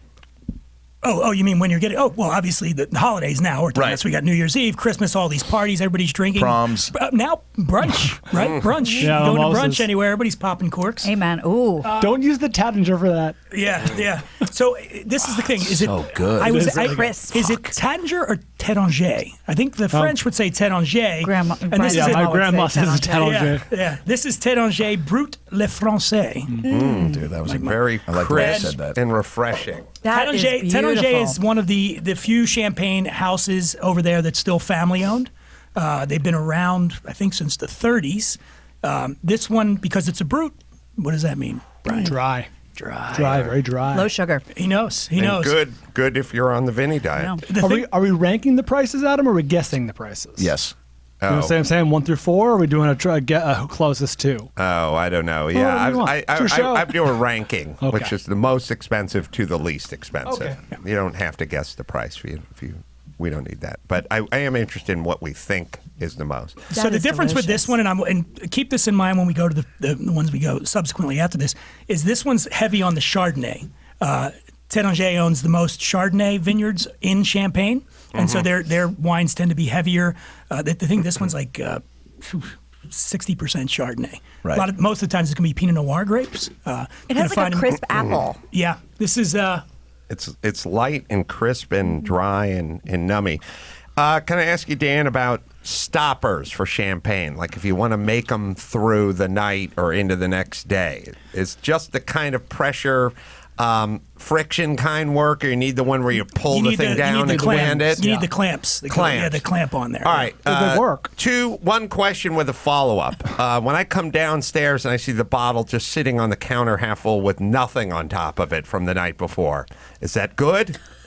5-second rule? Depends on. Okay. Follow up. When I see the stopper that's in it, but it's a pour style stopper and the pore's open, is that effective? No, you gotta really I want try to to know. keep those Third bubbles follow in up. there. Can you Yeah. get a DUI on champagne? Fourth question: am I an alcoholic if I go screw it? I pour what's left in the bottle anyway and just drink it walking around the house because I don't want to dump it down the sink From the bottle. And I got to tell you, sitting overnight, just open on the counter, pour it into a glass, still see some bubbles Nice. coming Yeah, up. you can. Yeah. Well, this one, I think this one particularly is a little bit extra effervescent, if you would say. I would. By the way, has anybody noticed that I wore a tie and a I like jacket? that. I was trying to drive home the whole sophistication. You're doing it. Elegance factor. So this one is aged a little bit more. They call it aging on the lees. Adam, you know what aging on the lees is? No. The lees- Champs-Élysées. No. Lees are the leftover yeast particles that stay. So, first of all, do you know how champagne was an accident? You've heard this, right? The happy accident. What happened was they were making this about 350 years ago in Champagne, and they started shipping a shitload of it over to England. It would get so cold in Champagne when they were making this that some of the yeast and stuff, it would stop the fermentation because of the cold temperatures. They'd send it over to England. On the ride over to England and get over there, it gets a little warmer climates. A second fermentation started happening in the bottle. And they didn't know what it was, and it would say, and that's where the fizz came from. The corks back in the day, the people would be scared. They think, oh, they call it the devil's wine, bubbly. They thought it was like some mystic evil thing was happening to it. So it was supposed to be flat. It was flat. They were still wines that got the secondary fermentation happen in the bottle. crazy. That creates the CO2. There's nowhere for it to go. It gets absorbed in. That's where the bubbles. They must have came from. popped a lot of corks accidentally, like just in transit because 100%. there was no wire. So that's where the thing on the bottom here, the punt. You see, this where is called it the dips punt. in, So right. that it has no functional use anymore. But back in the day, when they would ship them, the top of one bottle would go into the bottom of the other bottle, So- keep them from exploding. So champagne is the unplanned pregnancies of That's fine right. beverages. It really is. I like to think I'm a back bottle. You know what I mean? Yeah, Like a you are. top. Yeah. Yeah, along with the souffle humor going the way of the dodo, champagne champagne Cork pop popping. humor is kind of gone away too. Like there Yeah. should be a lot of bounce and ricochet. Yeah, and exactly. Hit knock somebody, off and, yeah. like I They've don't. controlled it now, huh? Yeah, we figured it out. do it with a We towel over it's it. not funny like it used to be funny. All right, sorry. So this one, again, traditional champagne. You're going to get that toast, sort of biscuit flavor. Yeah. That I think comes with all the great champagne houses. And again, aged a little bit more. A lot of Chardonnay in this mix. About 12.3% alcohol All right. by volume. You want that, right? In a good glass, you want a high level of. The champagne's generally going to be between 11 and 13. Okay. Right, is where you're going to get your ABV. By the way, what I love about doing these segments is I'm watching it. Adam gets so upset at the idea can't. that we might dump some Cannot of this throw it away. sparkling wine. Can't throw it away. I see him over there. He's just drinking it. He's drinking it. Well, I could do it in the dump glass as long as I knew someone was going to drink the dump We're all glass. supposed to use the same dump glass for this one. But he has the number. There's no reason to. Look at all those cups. Okay. I brought There's no cups for reason. each. Yeah, I there's no brought because you reason. can just keep the cup. Also, just finish the glass and go to an audition after Yeah, this, like exactly. I'm going to do. I'm going to do it. So what are you getting, Gene? I always like to get your notes on this. Well, I really had like that Granny Smith crisp apple vibe. yeah. Love it. What a Yep. good call. Yeah. Yeah. The apple is good. I feel like I was tasting Granny Smith on that one. It's good. Again. All right. So- second bottle. All right. While you're doing that, Dan, question for you. I've heard wives' tales about if you put a raisin into a flat bottle, a bottle that's gone flat because you left it open, it'll rebubble it. Is that any truth to that? Okay.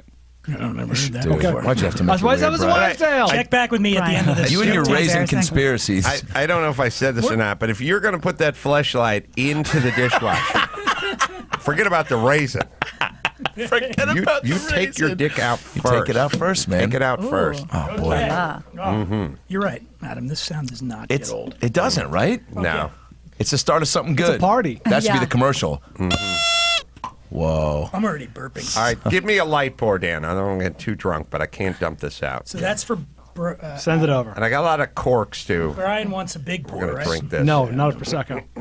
You know, I like Come on. Prosecco. Prosecco's the stuff. No, it's not. So this is Mianetto Prestige Prosecco DOC Treviso Brut. Okay. Repeat that back to me. So it's Wait, you Brut can have a Brut Prosecco? Yeah, I didn't Brut even know Prosecco. that. Yeah, Did here we not know go. that. And Thank you. everybody's getting some. Oh, I got Budweiser, Dan. How dare you? Mianetto's been around since 1887. It's probably the most famous Prosecco brand. It's right there in the heart of the Prosecco region. This grape varietal used to be called Glera. Nope. Very different from the version. Yes, it is. And On the scale of good to bad. Is it too late to say I'm allergic to champagne? really, you don't like this one? Man. Wow, this is I interesting. might stand alone.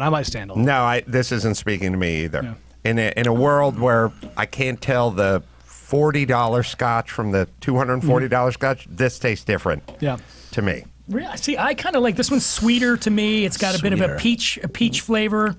If it's hard to tell because if I would have just started with this and stayed with this, I don't know that I'd have this reaction. But I'm not enjoying this as much as It's almost got a one. stout type feel, like if you're a beer. A little bit, yeah. I get, yeah. It's got that. I mean, I'm getting the apples in this one as well. Maybe not Granny Smith. It's not golden. It's apples. not crisp. More Grandpa or Dan. something. It's missing whatever the first one. And we have to keep in mind.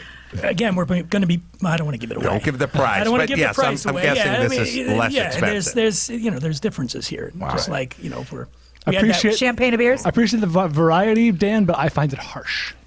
You find this harsh? Oh, harsh? Really? Yeah. I find it to be blah. Yeah, I don't it's find not it harsh. I complex. just find it to be like, well. I find it to be meh. Yeah, like, like you find it harsh? Like my stepmom's jokes. Yeah, unpleasant. Yeah, I just find it to be okay. Well, it's not pleasant That's either, stressful. but No, not. I wouldn't call it harsh. I just find it sort of blah. Not the big hitter. I would say this one has notes of potpourri. It's a little more Is that a floral, and I don't know that people like They're that. going to be at the El Rey. They are. They're opening for Stepdad Overdrive. That's right. It's also what I tell in my diary. My cheeks are feeling Notes warm of and potpourri. great. Boy, I know. Now we're talking. I definitely know why people become alcoholics now.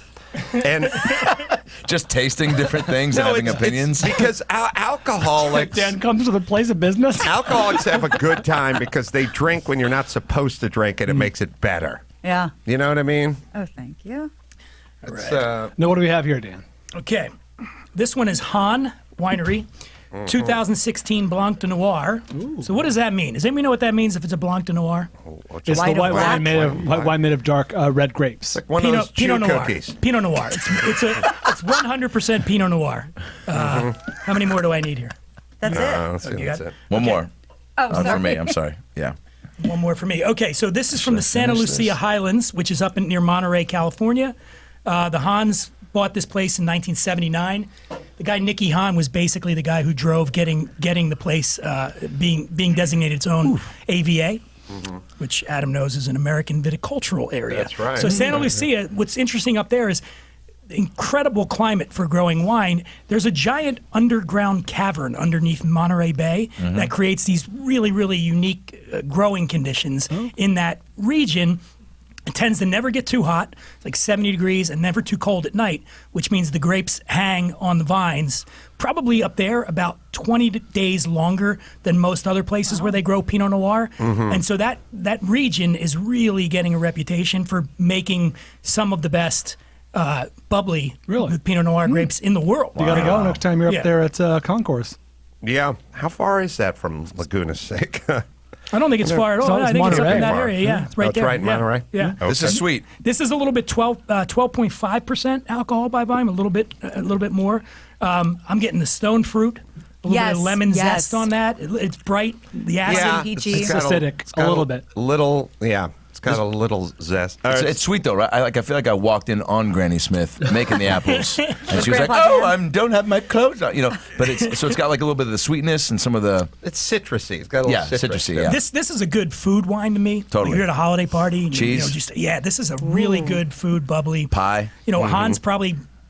I brought it because they're one of the leaders, I think, up there that's doing sparkling wine in California, doing it better than most people.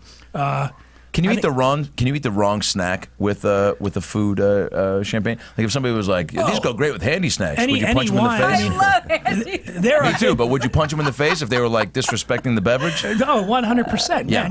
No, I mean, the Well, I wine, will not say that then. certain characteristics in wine make certain characteristics in food offensive. Yes. Like you can do food tests where you try lemon with and certain things. Oh, this is beautiful. Changes it's the the wine. same exact wine. It changes the taste, complexion of the wine completely And then people think depending of on it what like you're that, yeah. what you're eating. Like you're not going to do. I don't think this would be good with pasta sauce. Okay. Or anything like that. I mean, that challenge. you're going to Two want to do acidic things fish. together, You want to yeah. do light. You're going to do cheese. You're going to do lighter dishes Yes. especially because this one's so kind of lively. Yeah. You know? It Adam, is. this is for your book. The what they Black think we people talk think about. A lot white of people think we talk about all day. I went to a wine tasting at Duckhorn, as a wine education tasting, and they had us taste these 4 wines, but they had us taste it like one after a lemon wedge, and then one after cheese, and then one after chocolate. The wine changed completely. Yeah. We did a little of that when we were in Kentucky, right? Or with we're the in bourbon. Tennessee. I can't remember. With the Kentucky, bourbon. Kentucky. Louisville.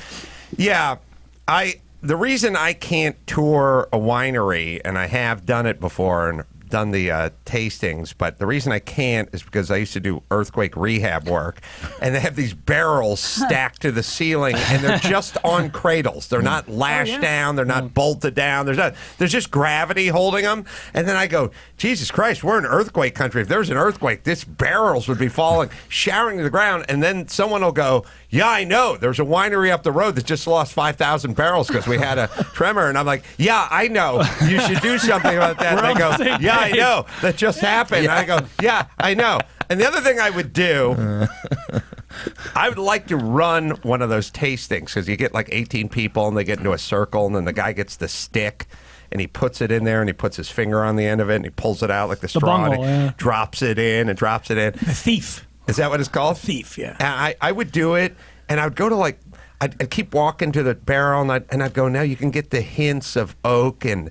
the hints of, and this is filtered through a charcoal sock, so you can taste. Everyone would be like nodding and knowing and knowing and nodding. And this one is much different because of the way it's processed. We char the barrel. But everybody knowing and nodding. And then at the end, I'd go, do you see how much variety there is? And they'd go, they know and nod, and I'd go, I got them all out of the same barrel, bitch. It's the same fucking barrel, you assholes. The same. I would do that every time. I couldn't stop myself from doing that. You get some bad Yelp reviews that way. Yeah, but it'd be worth it. It's all worth it. Is this our final offering? This is the final offering. This is Gloria Ferrer Sonoma Brut, which is made up in the same region, a little bit north in Carneros. So Carneros is on the southern part. It actually shares part of Napa and Sonoma County. We got engaged in Carneros. Back in the 80s, when Gloria Ferrer started, there were only a handful of wine growers planting Pinot Noir up there in Carneros, and now they've done that. figured out how good it is. Here we go. Can I just tell you guys this while we're passing these down? Yeah. I fucking love you guys. I'm having a great time. You're on I love you, that and I had pain a buzz right now. Great year with you, and It happy is. holidays. Yeah, what a great sentiment. It truly is. What a This great is time. nice. Good friends and good beverages. Right. Got Dan Dunn in the house. That's right. Thank you. It's good to be here. Have you always been Dan Dunn? Did you change your name? You know what's funny is Yeah, we're there. We're there. When I first Dan, not quite. I think I met my ex-girlfriend. She saw my name on my last book, and she goes, "That's not your real name." I said, "What do you mean?" She's like, "Dan Dunn? That's a real name. You changed that name. You made that name up." I'm like, "Who would make up Dan Dunn?" Well, that's why I asked. Yeah, no, it's my real name. Danny Fuck Dunn yeah, dude. seems very Dan Dunn. Irish. Yeah. Danny Dunn, I feel like, is owns a lot of puppets. Dan Dunn is a champagne connoisseur. That's right, Danny Dunn. Danny Dunn, you don't trust around your kids' kids. Yeah. This is very Dan mild. Dunn's the man. I like This one, this is good. Very This is floral. good. I think it's Yeah. floral. A lot of almond in here. If you have to buy like a case of this for a party or a case of champagne for a party, this is the one you go for. This one's awesome. Gloria Ferrer. Yeah. I mean, What did you say? Gloria perfect. Ferrer, Sonoma Brut. Solid. Yeah. I was just about to say this is the one I would bring to if my mom was like having a bunch of her Jew friends, ladies over for like book club. I'd bring this. And you said Gloria Ferrer. That sounds like one of her friends. One of her friends. Yeah. So many so Glorias. you got to the thing about This is bringing nice. the thing about bringing to a party is there's that sweet spot, right, where you don't want to show up with a $150 bottle of bubbly Why because not? you've gone right. You get one sip of it. Appreciate Yeah, you it. get like one Maybe. glass of it, but you also don't want to show up with a $10. You don't want to show up with like Mum's Corbel or something. No offense to them, but But they're still in business. Speaking they, of they sell a shitload of Speaking it. of bad mums, you want to talk about bad? I brought, you guys know the story, but Dan and Ed, I brought a bottle of Dom to my grandma's house for Mother's Day, and years ago, and I was like, here's how bad my mom's is. I said, I brought this bottle, and at some point, like in the middle of the afternoon, like on a Sunday, my mom went, hey, do you think we could open one of your expensive bottles of champagne and enjoy that? And I said, it's not my bottle, it's yours. It's your gift for Mother's Day. And she's like, oh, and she hid it under her sweater. Is that a horrible mom? Oh my Once god! she knew What it was an hers. expensive champagne. Now, the only people Smuggler. in this building were her husband, her son, her daughter, and her mother. Those are the only humans in this building. So it's not like, well, a bunch of MS-13 guys who grab the bottle and start sucking off it. You know how it goes. No, it's only family members, and she still hid it to bring it home. Yeah. That's my mom's story. Do you think when they wrote the movie Bad Moms, there was somebody out there in the writer's room that was like, dude, I've been waiting for a Bad Moms feature? And they're like, no, dude. Well, Mom. maybe I feel like they did with my mom, like what a cop, you know, when an actor playing a cop does a ride along. Like I went with the LAPD for a few weeks just to study how it worked. Like I feel like if you're writing Bad Moms movie, you'd hang out with Chris Carolla and go, what? So let's say the kid said he wanted brisket. What would you say? What kind of what would you do? What's your move? Would you hit him? Would you run out of the room? Would you do both? Would you move? Yeah. What would you do? But between all of us, we can figure this out. Wasn't that a joke in Meet the Parents when he went to get champagne? That's why I said Mums. Yeah, he went Judah to get, Friedlander. but the joke is ironically not a joke because he went to get a bottle of champagne for the parents. Right. He's like, what's the best champagne you have? He's like, Mums. And he's like, okay. He's like, you can buy a bunch of Mums. What can I get for $100? You can buy a bunch of But the Mums. joke is that Mums is a good bottle of champagne. Mum's good. Yeah, Mums is good. It is. But it's $10, you said? It has a fun. No, Mum's more than that. Oh, okay. That's a funny sounding name, which All might right. work for the movie. Should we break down our numbers? I have my guesses. Wait, I have one. I have 4. one trivia question for you. Yes. There's 49 million bubbles in the average bottle of champagne. What's the average exit velocity of a cork on a bottle of bubbly? Oh, let's see. Is it faster than a sneeze? Because they talk about sneeze at like Yeah, it's 100 like miles an 75 hour. miles. No way. Oh, Never yeah. heard that. That's insane. I was going to go for something like 65, so I'll just say 65.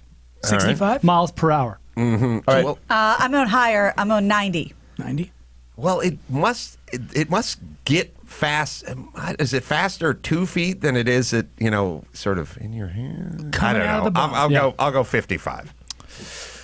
$1. I mean, yeah, I want to do 55 that and 1 so penny. bad. I'm going to go. The winner gets Adam's dump cup. All right. Oh. That's I'm gonna. right. I'm gonna go. What I named my fleshlight. Hold on to the washing machine. Hey, that's Dumb mine. Cup is such a bad name for anything, Jeez, V. but also so catchy. I'm gonna go with the how it was made. The position how I was made. 69. Jesus Oh, wow. Christ. 69. 40 miles an hour. That's 40 miles an hour. 40 miles per Catchable. hour. All right. So All right. the first wine we had. Oh, should we do our guesses first? I Let's wrote give my our. answers Let's down. get. We all have Okay. we have our order. Brian, what is your order? We'll go. We'll go. I don't remember the names of them. Doesn't Should we matter. go top to Let's do bottom? 1, 2, 3, 4. Yeah. Okay, top to bottom, and we'll just go 1 through 4. No, I've had many bottles of Tattinger. It's excellent. As I recall, it's kind of high end, so I went $45 at number 1. Han, I'm not familiar with, but I guess $30 at number 2. The Gloria Ferrer is a great middle of the road champagne sparkling wine. I went $18 at number 3, and the Prosecco in dead last at $8. That's Trader Joe's shit. I think we're doing an order. Okay, so Tattinger, Han, Gloria Ferrer. I'll just go and 1, Prosecco. 2, 3, 1 through 4. In the order that you sipped them. So try to do that.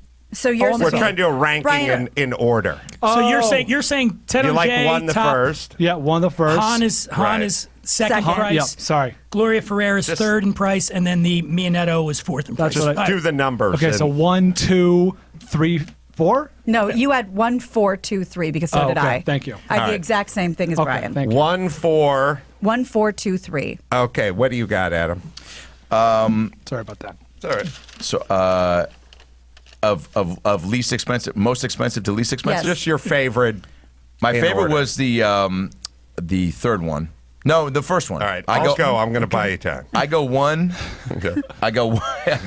Give me a second. I go Angry 1. drugs. I go 1, 3, 2, 4. Oh. Okay, so One, you all right. switched 2 of Okay. them. Yeah. I got Got it. 1. Everyone's 1 is 1. Tattinger's the What best. the best? Okay, that was, was head and beautiful. shoulders above everything Yeah. else. I got 1, 4. Yep. Which is what you guys have, Mm-hmm. right? And then I just did 3, 2. I swapped the 2 and the 3. I think I had 2 at the bottom. Okay. Maybe Brian's. Right? Yeah, Prosecco had last. Yeah, you hated that. Oh, was that the Yeah, second I had one? the same Yeah, it as was. Brian. I had 1, 4, 2, 3. Oh, so I had you got one. Tattinger- You No, got Gina, I had Adam and I are the same because we had the Prosecco last. That was the second wine we tasted. Yeah, I did too. 1, 4, 2, 3. Prosecco 3 was is the the second third one you tasted. I think it's 1-4-2. Sorry, 1-4-3-2. Is that what you I have? think we need more champagne. I gotta Here we go. drink Let's this. drink I some have a more. sur- I have a Figure this surprise out. for you all. You're on my new prank show. You all just drank Tang. Across the board, it was not champagne at all. You Okay. have 2 at the bottom? I have 3 at the bottom. All right, so we have 2 at the bottom. Okay, gotcha. Correct. Gotcha, Yes. gotcha. Okay, so That we makes sense. 1-4-3-2 is ours. The least Right. expensive bubbly that we had was the Mianetto Prestige Prosecco. That was number 2. All right, so that's at the bottom. $14 a bottle. So again, right. in Can I your be honest, it assessment of tasted it, like that. in your Right. assessment of it, you got to bring up the fact that Sure. it's cheaper. Okay. True. The next most affordable wine was the final wine we had, the Gloria Ferrer Sonoma Brut. Good. Which is delicious. That was most affordable? At $22 a bottle. Love that. That was 22 number bucks. 4. Love That's that. number 4. All right. So we go 2. I want that 4. served at my funeral. The second most expensive wine was the third one. The Han Winery Yeah, 2016 bitches. Blanc de Wow, Noir. good job, Gene. The Han was $55 a bottle Whoa. for the Han. Okay. Wow. And the most expensive, or I don't think it's that expensive, but the most pricey of the ones we had was the Téranger Brut La Francais at $60 a bottle, I'll just take a it. little bit more than the Han. Cheers, me. Cheers. There you go. Cheers. Well, I had You it. nailed it. I had the 60 as head and shoulders above the 55. So I guess for me, it'd be a good $5 spent. A All right, delicious victory. let me hit betonline.ag NFL Weekly Pick'em Charity Contest. It is upon us, halfway through December now. Every game has playoff implications. That's the booze talking. Do the reads before Dan gets here. Implications. Visit betonline.ag. Take advantage of the best bonuses in the business. Use the promo code podcast1 for your 50% sign-up bonus. Matchups, week 16, we got Rams at San Fran. Oh, I was rooting for your San Francisco 49ers Same. last week. Buffalo at New England. Ooh, that's going to be a good one. New Orleans, Tennessee, Chicago, and KC. Green Bay, Vikings. Oh, that's a good one. Baltimore, Cleveland would be my lock. That's an easy one. And we got $500 in rewards to give out each week to 5 listeners, and $5,000 season-long charity contest. You can join the conversation at Twitter at hashtag SportsNetChallenge. And they got new prop bets for the Grammys coming up, by the way. Wow. Use promo code podcast1. Get a 50% sign-up bonus today. BetOnline.ag. Dan Dunn, let's see, podcast, What We're Drinking with Dan Dunn. Dan's fun. awesome. I will Listen, Dan subscribe. Dunn. It's available on Apple Podcasts as well, and also the book, American Wino, A Tale of Reds, Whites, and One Man's Blues. Which book did I read of yours? Was it the You read first Living one? Loaded, I think. Living Loaded. Yeah. Yeah. Great title, Dan's a dude. really good writer. So Oh, yeah? go Thank out, you. Go out and get that. Thank you so much. All right, Appreciate Dan, that. thank you so much You're for the that. best. We'll take a break. We'll Trust come it. back and do the news right after this.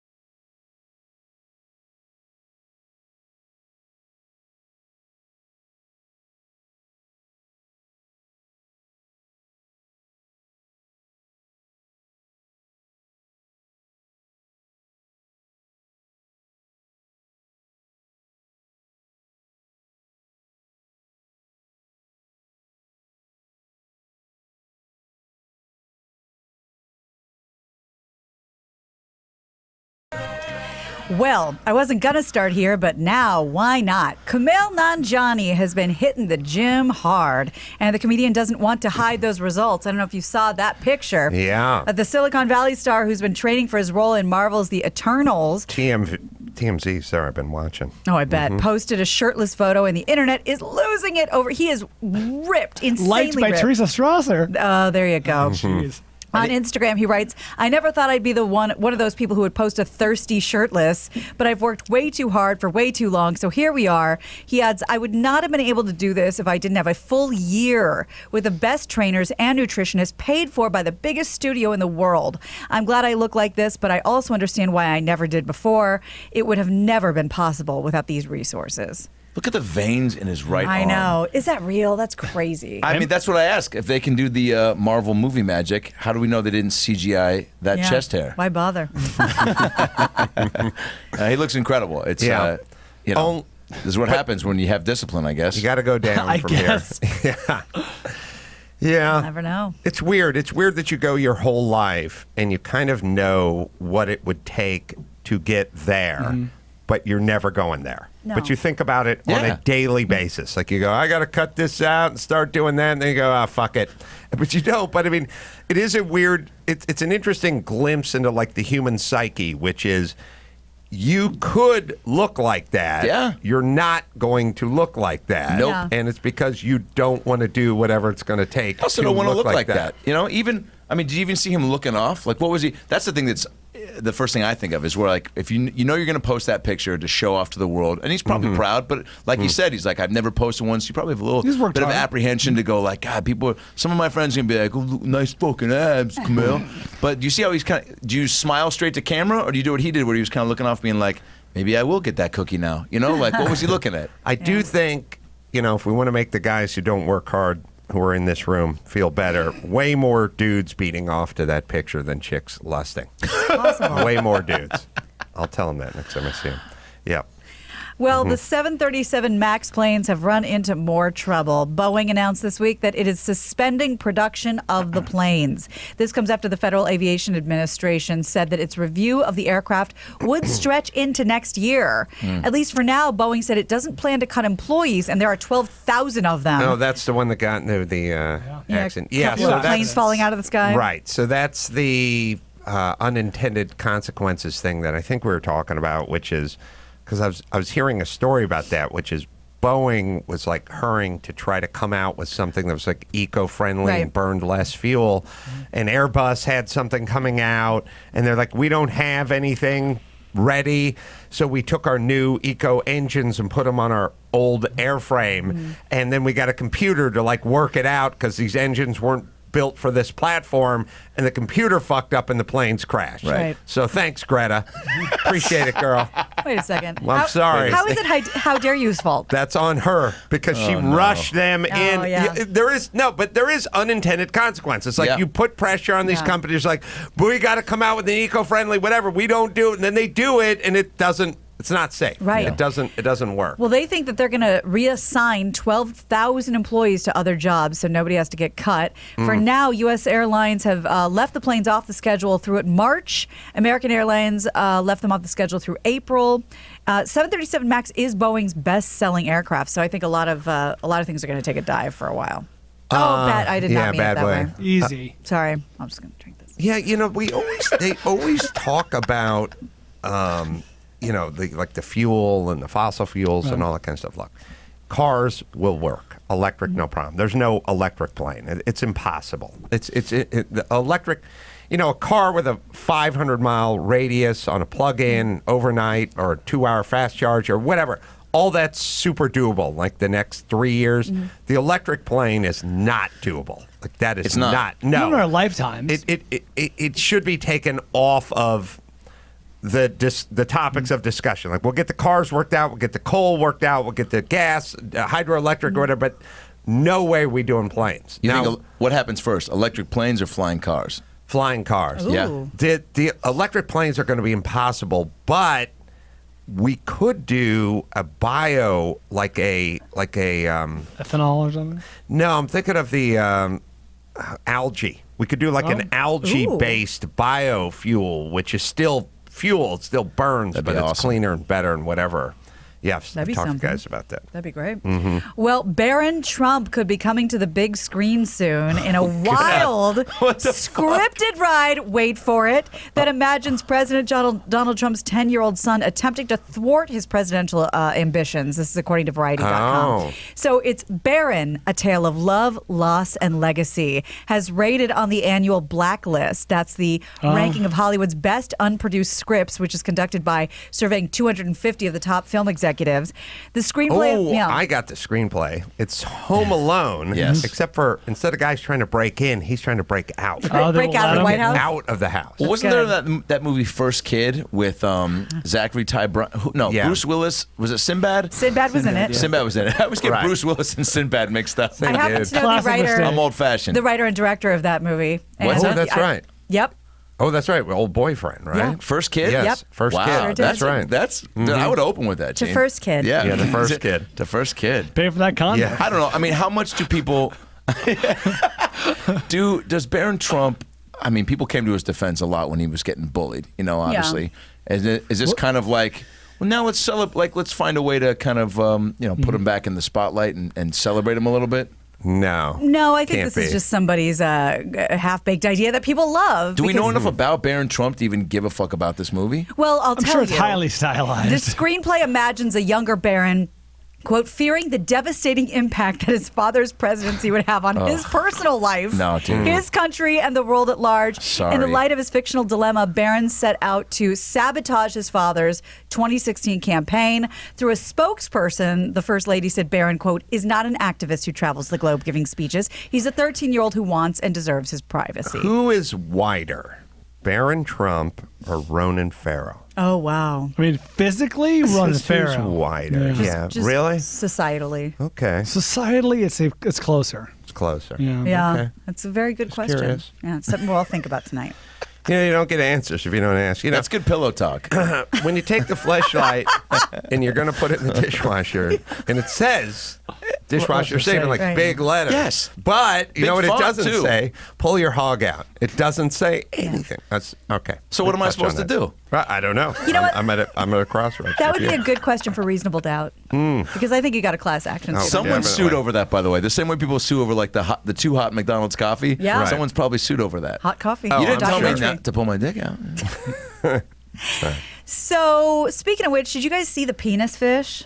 This Oh, shit this is sounds- grotesque. I just saw it today Sounds for the first familiar. Am I late to the game? I saw it today. Okay, so you're still involved. Oh, Thousands- wait a minute. Yeah. Adam, your mom has done how many episodes of Vagina Monologues? Oh, yeah. I was, dude, I love that sentence. 15 productions, dude. This is she like- retired, serious? came back. They go, Puddin', we need you to come back and do that Wet Willy model, whatever. I forget the title. Like the stream is flowing. She came back. She's the Brett Favre of Vagina Monologue. Wow. 15 productions. Whoa, See, I've only that, done 2. that was like Adam did one of those things where, like, before he walked out on stage, he dropped that Vagina Monologue bomb, and then he left. Then he left. Farting in and class, walking away. And I was like, "What? No." How are you supposed to perform now? Right. Finish the story. Wow. 15. That's amazing. Wait, so what does this penis fish? fish make That's you a think about fish. my mom's acting abilities? I'm just saying, if that Is this thing gets up to ramming speed and it's a vagina fish, we're gonna have an issue. Now, there is clearly one ball. So yeah, That's a just the reservoir one. tip. So let me tell you about this thing. Thousands of bizarre penis fish, that they're calling them, have washed up on a beach in Northern California, likely due to weather. Experts believe the phallic creatures, known as fat innkeeper worms, were forced out of their underwater burrows and dumped on Drake's Beach by a recent It storm. really looks like a penis. And It does, they're this is going everywhere. to cause an issue Okay. with the local seagull population because they're all sitting there going, "I'm hungry, but I ain't gay," and they're all like, Dude, "You go, that's so dude, you go funny. first." No, dude, you go. Hey, Darren, we saw the way you were looking at that.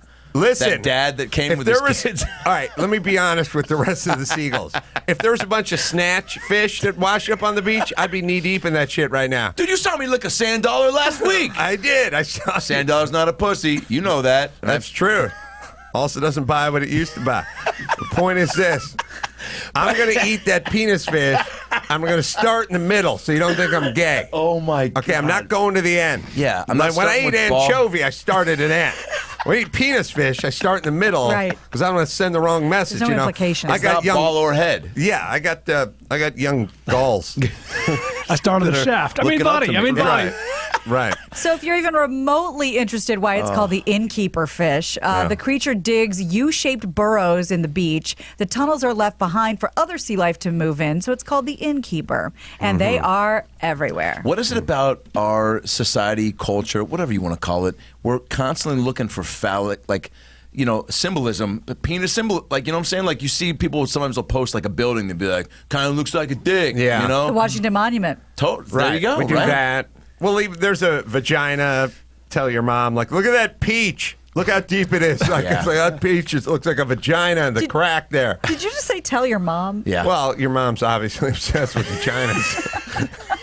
Tell my mom, yeah. Yeah, tell not your mom. mom. Tell Not your one everybody. mom. No, that's Adam Ray's mom. Adam Ray's mom. Yeah, I'm not doing it like Vanilla Ice.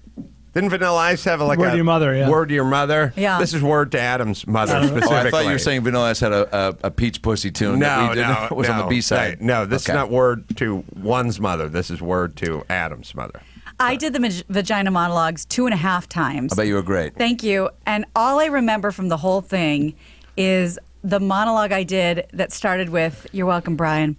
I was there when her vagina opened. Hold on. And I think that it was started with about that? a birth story, but I can't remember because it was in college. You blocked it out. Yeah. It's a good show. I mean, look, and it was look, I was happy to see my mom succeeding in an area that she always wanted to, but my grandpa, very old-fashioned, was just like, can you support yourself doing this, you know? So she steered away from it, did social work and you know, assisted living stuff and therapy, crushed all that, you know, single mom stuff, and but she's doing it, you know, to kind of fulfill that that beast that never was. But Good for her. But seeing your mom talk about a vagina at all, even in Yeah. casual conversation, sipping some mums, you know, at somebody's bris, I still would have been like, "Mom, easy on the Yeah, twat talk." this is graphic. But when there's a show and there's lights, you're kind of like, "Oh, I can buy into this a little bit more." Yeah. I did puppetry of the penis. I kept saying 6 times, but everyone's like, it's more like 5, 5.5, you know? And I'm like, no, it's a good clean 6. And they're like, yeah, no, but it's more like 5. Yeah, Because one of 5, those maybe barely 5 and a 5, I would say. quarter, maybe like For 5 and a squinting, quarter. really They're like, well, the squinting. average is You're 6, squinting. and I do the average. Right. And then they're like, They say, you got 5 for sure. After that, we don't yeah, know. they wouldn't sign off on this. What would you do Maybe, if- Oh, go ahead. Well, I was just going to say maybe now would be a good time to remind everyone how to measure their penises. Oh, okay. Adam, I don't know if you've been around for this Coached up. one. If Now- your best friend invites you to his production of, let's say, struggling actor, right? Mm-hmm. Hasn't gotten a SAG card, finally gets the lead in puppetry of the penis, and he's like, dude, it's my big night, opening night. Actually, the guy, I'm the understudy to puppetry. By the way, is there an understudy for puppetry of the penis? But he is that. Lead guy gets sick. They call him. They go to the bullpen, Right. The dick pen, whatever you Right. call it, and he Ball gets pen. the ball pen. Gina. Thanks. Hilarious, dude. And he comes in. One guy's Do you in the go- back do making you- sailboats. do you go see it to support your buddy? Oh, I see. Do you Yeah. see That's the what I'm under You have to. study? Yeah, Right. Sure. He's your buddy. But it's, you know. Yeah. So he has one shot. Is he doing cats in the cradle, walking the dog? Is he doing all the major I think puppetry so. of the penis Yeah, bits? yeah, Well, yeah. then if he's doing He's a solid understudy. if he's doing all the major bits, then you gotta support. Walk the dog. the Once around the world. yeah, around the world. That's what he does when he just panics and forgets his lines. I was so the way to measure the penis, because I feel like people take the ruler and sort of jab it into their abdomen, try to buy an extra 7/8 or whatever. Oh, yeah. I've said this many times. Listen, center of the anus to just past the tip. Just past. Oh, You once around can't- the balls. Oh, right. Come on. so this is a use- fair assessment. Right, the official measurement. Okay. You use yarn because obviously you'll hurt yourself if it's a yardstick. Yeah. Center of the anus, don't cheat. Also, who's got a yardstick? Just once around the balls. Okay. And to just past the tip. And then you lay that down on the yardstick. And that's how you. So you officially measure the door. All Yeah. right. I guess Yeah. I know what I'm doing tonight. Yep. Yeah, now you know. After Frasier reruns, measure my wiener. Well, Harvey Weinstein has been accused of sexually assaulting and harassing more than 80 women, but he still sees himself as a hero to women. In an interview with the New York Post, the disgraced mogul insisted that, quote, he should be remembered for doing more professionally for women than anyone in history Fuck off. rather than the slew of sickening accusations against him. Now, Harvey boasted about making more movies directed by women and about women than any other filmmaker, and quote, I'm talking about 30 years ago. I'm not talking about when it's in vogue. I did it first. I pioneered it. Harriet Tubman raises her hand. The prolific producer also boasted about giving a lucrative contract to Gwyneth Paltrow, one of the women who's accusing him of sexual harassment. He added that all the good he did for women has gotten eviscerated because of what happened, and this is all of his work will be forgotten. Yeah, that's true. Yeah, It's all gone. It's all gone. Well, it's the way life works, sadly. So, you assassinate one president and all No your one good cares fathering about- and the PTA meetings and the coaching your girls' soccer team. It's all Selling the Girl forgotten Scout about. And cookies. all Yeah. we All out the remember you window. is the guy who assassinated the president. Sadly, that's how life works, and that's why you got to be careful. You got to be careful about who you rape or who you assassinate. Yeah. Bill Cosby's suffering come from back to bite you. many folks. This has happened to many folks. Yeah, You it's a got to be dicey careful. Mm-hmm. You're absolutely right. Well, I don't know if you heard, I know we have beaten the Peloton horse to death, but there's a new commercial that's getting a lot of hubbub. The Hallmark Channel pulled an ad of a same-sex couple. Tell me if this is racist. No. Probably. New segment. I'm going to go racist. New segment alert. I'm going to Indian culture racism in the same breath here. Okay. I was assuming that the actress was of some Indian descent or Peloton? Eastern descent. It turned out she was Hispanic descent, Yes. but maybe somehow in my brain I was doing some sort of racist math. Where like, oh, she's a professional and she's coming home and she's riding her bike. She must be that work ethic or something. She must be from India.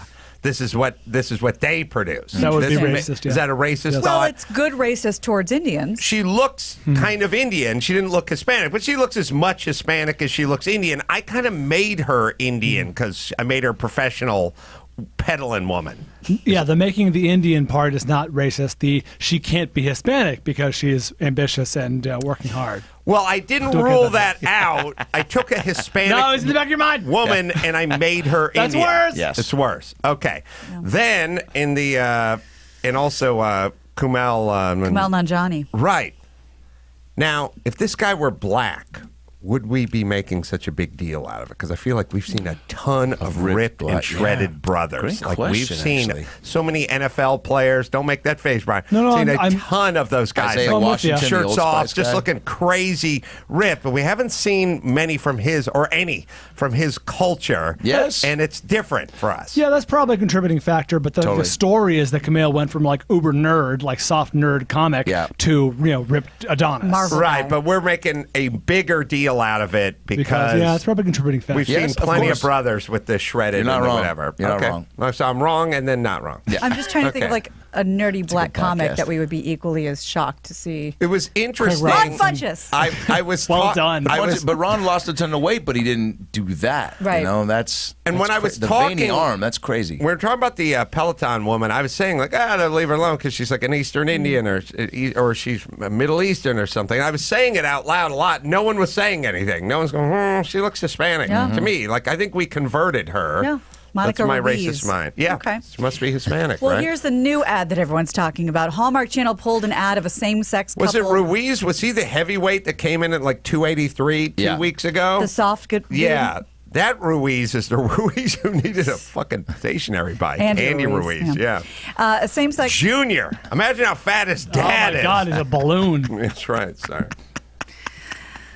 A same-sex couple kissing and put it back on the air all within about 24 hours. So Oh. one day after the channel's decision to pull the ads from wedding planning brand Zola featuring two brides kissing sparked outrage. Oh, my God. Hallmark CEO apologized for what he called the wrong decision to pull the ad. And the company said it would work with Zola to start airing the spots again. The move came after the group 1 Million Moms, whose mission is to fight against indecency, urged the network not to air advertisements featuring same-sex couples. But once it got pulled, the online community, including Ellen, became very vocal, and voila, the spot's back on. Here's the commercial. It's very innocuous. Yeah, I'm sure it's very fine. silly. Are they Frenchin'? No. I, Ava, wonder if our guests would be here on time. If we had a custom wedding website. With our ceremony details on it. And I, Taylor, would pick Zola to have and to host our wedding website. Ours even matched our Zola invites. The whole thing was so freaking easy. Do you think Zola could have made planning your perfect wedding easier? We do. I do. We've And helped a million kiss. couples plan their weddings. And With walk free out. websites. Who's presiding over the wedding? Is that a dude? Is that Chaz? What happened to Chaz? Like, I feel like Chaz? Bruce. Sure. Caitlin. Caitlin just fucking took Chaz and just Took the spotlight. Stole his thunder. Yeah. Yeah, completely. Yeah. I understand. Thunderstick. All right, so I think almost every commercial I see now has a lesbian couple or a gay couple or something like Sure. that. That's not the problem. I think the Million Moms had. They had The the Million marriage Moms, yeah. part. Was that what they were? I think it was the kissing. That's what they didn't like. That's By the way, good if part Million of being Moms, if lesbian. moms start to drop off from the group and they're like 100,000, 870, whatever it is, like, do they got to change the name, or are they still like, wait, there's still a million of us that believe in it, but not registered to It's the group? Spirit of it. You know what I'd like to spiritually. do? I'm interested in the gangbang films and records. Okay. Just the records being set. Put that in a Zola commercial. I say we take the Million Moms, and Yeah. put them with the Million Man March, and we make the ultimate cuckolding film. Oh my We God. bring their husbands down. That's never We take been the done. Million Man March and Wow. we combine them with the Million Moms, and we make the world's largest Holy cuckold. shit. That's really Yeah, successful. you'd watch that. You would right? get in the Guinness. Well, yeah. Yeah. I would buy the whatever, credit card info. But it's you've never seen that, and that's a Guinness Book No, World Record, right? It's what I'd be known for. Yeah. That'd be his legacy. Organizing it or It'd be my participating. legacy. His Right. lesbicy. All right, be my legacy. Have you guys ever heard my Cher impression? No. I haven't done this. I mean, in, no. Sorry. I haven't done this in a long time, but Yeah, after go a ahead. little of the Tattinger, Yeah, let's see if it let's still hear it. works. Many times. Hear it. If I could turn back time, if I could find a way, I'd take back all the words that'll hurt you, and you'd stay. Oh my! Oh my God! That's good. Thanks. That's real good. Do you mind if I take a stab? Please. Okay. Do you believe in love after love? I can feel something. Yours is way better. Yours is better. Nope. Yours is way better. Nope. I'm just If you glad want, we live and in a I'm world where there's both. and I'm spitballing, and I can probably thank the champagne for this. If you want Yeah. to write an hour of us doing Share, it's Share Squared is the name of the show. Because people obviously every time they listen to a Share album, they go, "But what if there was two shares?" Yeah. Right. We take There's this on not the enough road. shares. I've never wanted anything. There's not more. enough shares. Yeah. That's what they say to themselves. That's right. It's ripping families apart because a lot of people have a firm stance, but we got plenty of shares. We got one. One's enough. Dianu, enough. if you're a Jew, Dianu. Dianu. It would have been enough. It would have been enough if we had Right. one. You guys take it. You test it in San Diego. Tickets free. Money goes to charity. It's Yeah, all sure. pro Sonny Bono. Yeah. Oh, That's real That's the good. joke Money of the going to a podcast. cause. That's the That's joke right. of the podcast. Right. Where's the sound effect? God, a tree got him and Michael Kennedy, right? And Natasha Richardson, right? Oh my God. Oh yeah. God damn. Oh, and Michael Schumacher, the winningest Formula One Really? driver in history. I didn't Yeah, know that part. Yeah, man. That is the sickle cell for the white man. The Tree. skiing tree. Oh my God. It's taking him down, man. It's Rich Whitey. God. Yeah. You got to get to a financial place before a And tree Jason takes you out Biggs skiing. in American Pie 3. Really? Ran into a tree while he was getting an almost BJ from the girl who he used to babysit. I know all the American Pie plots if you guys want to. Did not know. All right, let me hit Casserole Edge, and then we'll do one more. Stronger under pressure. Engines can lose up to 10% of performance due to pressure. Casserole Edge with fluid titanium transforms under pressure. Keep them metal parts from rubbing and robbing. 3 times. 3 times, fool. Thank you. Stronger than that. Not an embarrassing drop, Regina. Leading full synthetic Edge at formulated in ways to exceed the toughest industry standards. Casserole Edge. All right, Gina. Well, this is a warning to all you bad guys out there. A suspected porch pirate in California was arrested Thursday after police used a bait package that had a GPS locator inside. The Anaheim Police Department said on Facebook that 34-year-old Leonard Ramos was taken into custody after the package was taken and alerted authorities to the location. Can I say this when they like his attorney's going to argue like it's entrapment, like when they do like bait cars, like well, you left the keys in the ignition. Right. Okay, you don't have to steal a fucking car. Yeah, plenty of people did. Yeah, but you know how that thing when you're walking your dog and you're walking past the neighbor's car and they didn't lock it, so you got to take it for a joyride. You got to take the stereo.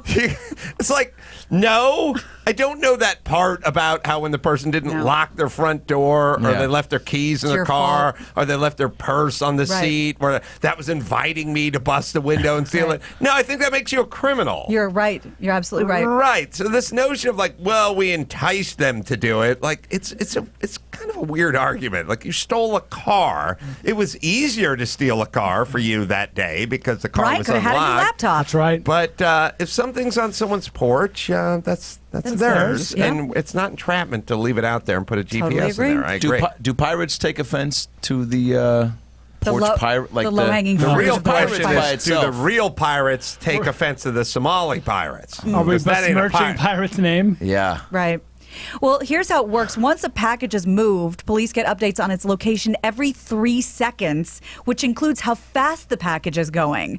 As for Ramos, he was booked. He's being held on $20,000 bail, according to inmate records. And bait package is something they've been using since this summer, so leave everyone's shit alone. Bait package and porch pirate both sound vaguely homoerotic, Yeah. right? Very porch sexual. pirate. I'd like to Well, we get have the hold butt of pirate. pirates from like 500 years ago and show them the Somali pirates and go, this is you. That's what you This become. is what we call This is you your now. legacy. By the way, how did butt pirate even get like? What's pirate have to do? Like butt, we get. You're starting to go down the homoerotic path, Right. But I think pirate, they call it where the Hershey Highway. Hershey, Go ahead. yeah, but yeah. I don't But where know. does pirate? How do they get thrown into the mix? I don't know, but there has to be a main highway that leads to the Hershey plant, right? It's not called Nestle Highway, right? can't- They gotta give it a Pennsylvania is name. in the right? town, It's got to yeah. have a Yeah, name. Hershey, Pennsylvania. That's right. Okay. All right, Gina, let's bring it home. You got it. I'm Gina Grad, and that's the news. I was there when her vagina opened. There it is. Cheers. The news. Cheers. How many vagina monologues did you? 15. 15. That's great. You can't even Love her. try to do 15. They Oh, won't were they let you- all different? I mean, I think it's different She had the playhouses. What's that? She had the hits. She played the hits. I don't think I like you talking about my mom like that. sorry. No, There's yeah, like she 10 did. monologues. I think so. Yeah, I mean, 15 different productions. Yeah. So Right. it's like there's a Amazing. lot of community theaters in Seattle, in North Seattle, South Seattle, West Seattle. There's also a lot of vaginas. There's a lot of stories to be told. George George comes from, he was a West Point graduate, grad, West Point. paper stuff route like- since he was like 7. Right. So Yeah, when, dude. you think when he was like at home and your mom was peeling off a vagina monologue and Is it getting turned on? no, Oh. but people are like, where's Phyllis? I don't know what your mom's name. What is your mom's name? Puddin'. Where's Puddin'? Yeah. Where's Puddin'? George's like, she's down at the Y. Mm-hmm. Donate. She's volunteer special needs swim program. Yeah, not talking what she's about not doing. Snatch on stage. If that's what she Snatch did on now. Stage was the original title for the show. Yeah, I mean, he's a pretty straight guy, right? Totally, yeah. Was he in the audience? Oh yeah, he went. He was real proud. I mean, he's also. He was, yeah. If I could turn back time. Oh, it's too bad those pussy hats didn't exist back then. They could have made a fucking merch killing. They could have crushed it. They could have crushed it in merch. What's the penis paraphernalia for puppetry of the Like, Just, what was just their the one, merch? just the one sock. Yeah, Was it's it? a single sock. Yeah. They single sold those tube. after I the. don't know. It's a condom. It's a fleshlight. If you're using a sock as dishwasher a safe, condom. but as I like to, Well, we know. Yeah. All right. Last but not least, Simply Safe. Oh man, you don't want to feel unsafe at home. Get some Simply Safe. Stop those porch pirates, everyone. Simply Safe. 2 eyes in there.com/Adam. Oh my God! Let's see. Crank Anchors is back on. No Safe Spaces at nosafespaces.com. Shelby American is out and it's on Netflix. And you can get a Blu-ray and you can go to Chassis and get an Uppity as well. And Laughs with Bald Brian available at adamcarolla.com. And live shows: Milwaukee, Chicago, Cleveland, Indianapolis. Just go to adamcarolla.com for all of that. Check out our YouTube channel. Adam Ray has got an album out, Songs for the People, available now on Apple Music, Amazon, all digital platforms, and the DC Improv coming up December 27th through the 29th, and a New Year's Eve show as well. Website, AdamRayComedy.com, and Dan Dunn as well. And Kevin Pollak's coming up tomorrow. Whoa, Love that guy. Great show. So, till next time, Adam Carolla for Dan Dunn and Adam Ray and Gina Grant and Paul Bryan. Say it. Mahalo. Well, at least somebody's going to come tonight. Today's episode of Good Sports with Dave Damashek and Adam Carolla is coming up next.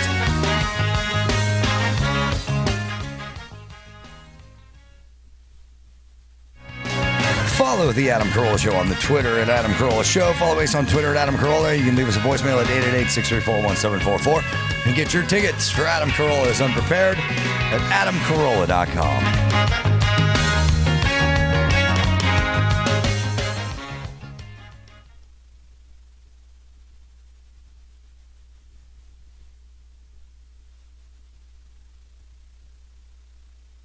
With Gina Grant on news.